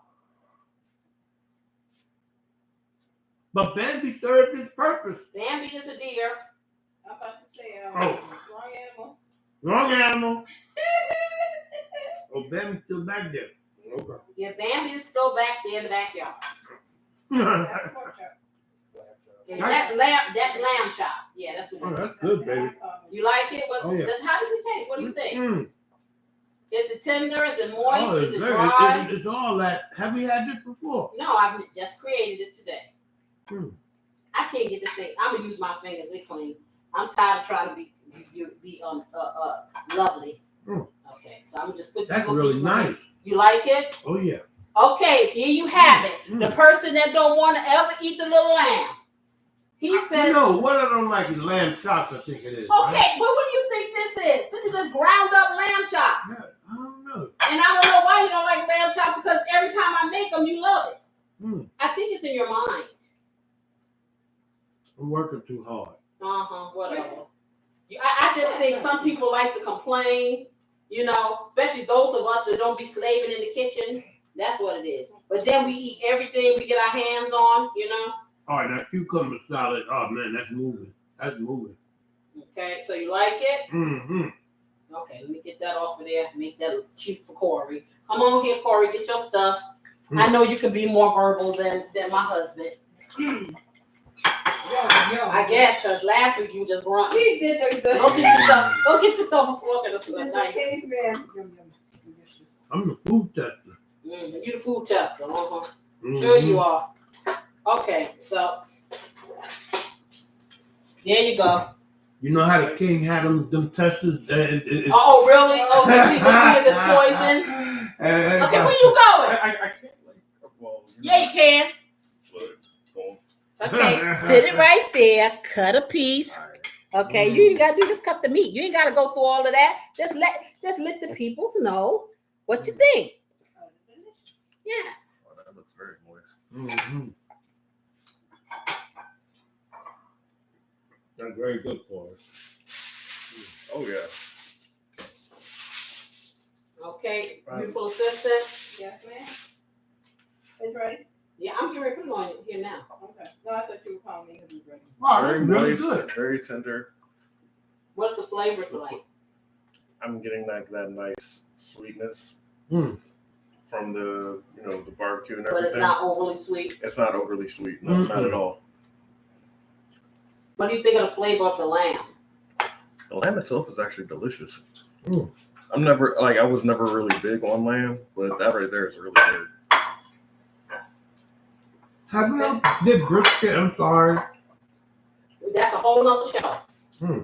No, stop trying. My husband has a smoker out back, a professional smoker, and he been trying to brisket meat. Yeah.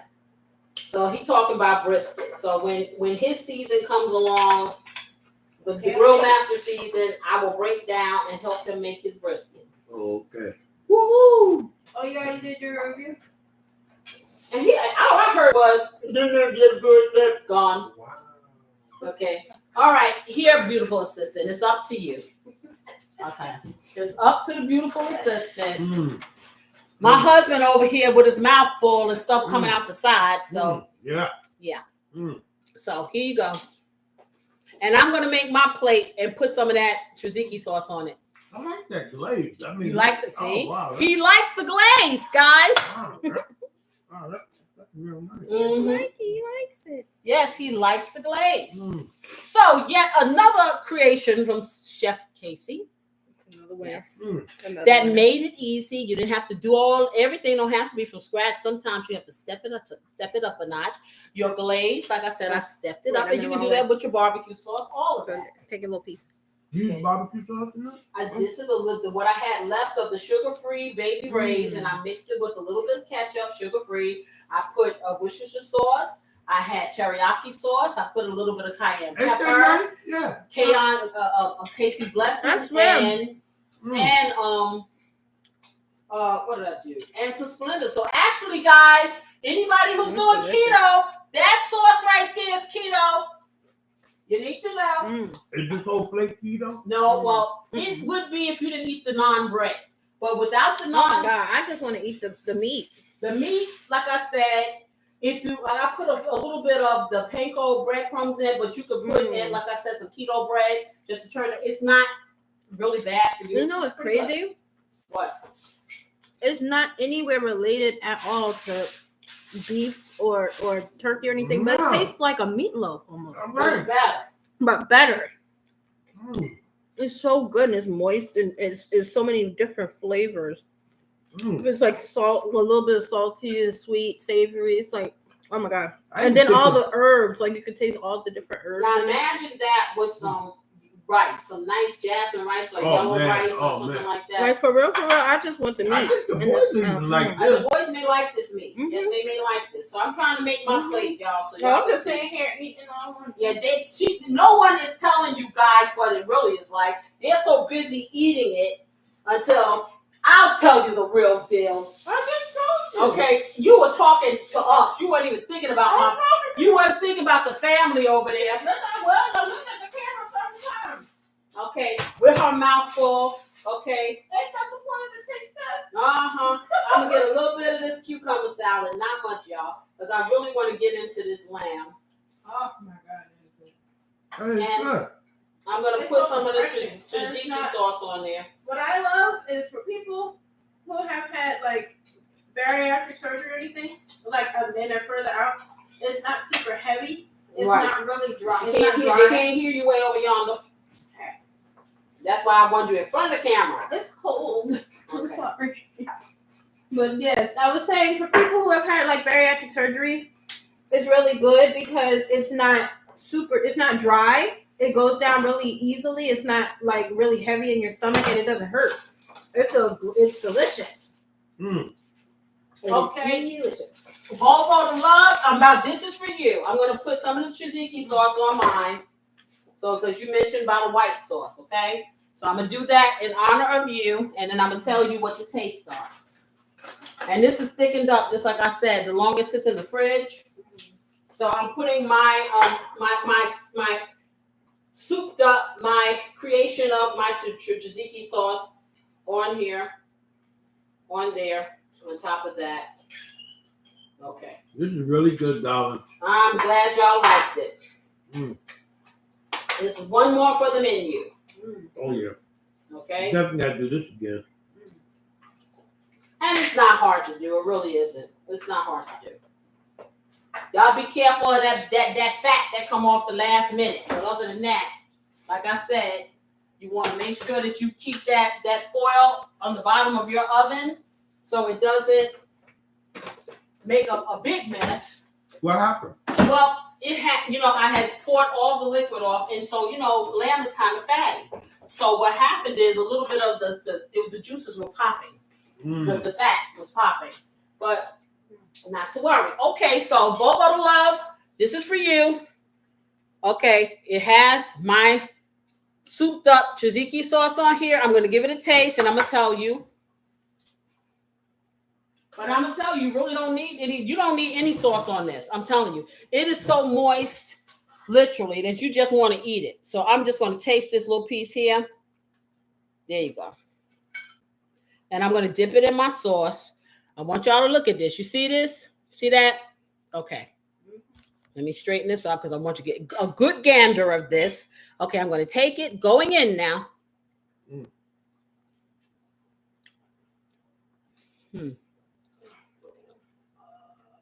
This is really good. This right here is it's moist. It's flavorful. Every herb, every spice that I put in this meat, you can taste every flavor. And then you have the complement of the sweetness and the kind of like savoriness of the glaze. I can't even explain it. It's really, really good. It is really good. I really recommend that you try this. I'm telling you, this is so good. Oh my goodness. That is really, y'all, I'm here to tell you. And then with the little heat that you have, you take this cucumber and it's nice and cool. I'm playing on. Excuse me. And you put it in your mouth and you have the crunch. And you have these flavors that meld. This is a perfect lunch. This is a perfect light dinner. It's refreshing. And it's very refreshing. But you don't feel bogged down or anything. No. And you don't. And so the thing about it is you can take this to a summer meal because like I said, you can put this indirect grill and make it like that and have that smokiness of the charcoal. Have your nice light salad like this. That's everything. So there you have it from me. That stuff is on and popping. Okay. It's a good thing. And it's something different. Not expensive. Check out your local Aldi's to get this meat. And the naan bread, I haven't even tasted that yet, and I'm sure it's very good. But I'll be totally honest, all I need is this meat and this salad. And then it's straight up going to be keto. It'll be carb friendly because even with the panko corn, with the panko bread, it wasn't that much for 3 pounds of meat. So it's just a little binder. And if you want to go hard, you just grate up some keto bread and put it in there for a binder. In any case, I hope that you enjoyed this live. I hope that you enjoyed seeing how this is created. I hope that you try this because this is the purpose of me doing it. Okay. I want you guys to explore and try these things and don't be afraid. If you got to rewind, do that. It's easy peasy. You don't have to make a log. You can make them in the form of meatballs. You can make it in a patty and fry it on top of the stove if you want to. And make a burger and make the sauce and put it. There's so many ways you can do this. In any case, if you did enjoy this and you liked it, you know what I need you to do. I need you to hit that like button. I need you, for those of you who are new and out there listening, subscribe, because I got a whole lot of creativity in me. I'm going to give you some stuff that you never thought about before.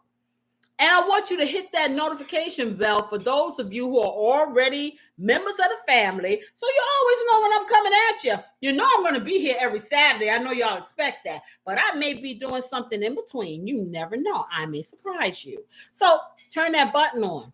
Also, I'd like for you to leave some comments. Let me know what you think about these recipes. Give me some input so I'll know what you want to see me do.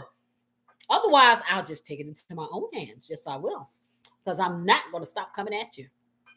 In any case, mosey on over to the Love Rhythm recipe. Tonight, I am doing pork marsala. It's going to be a blast.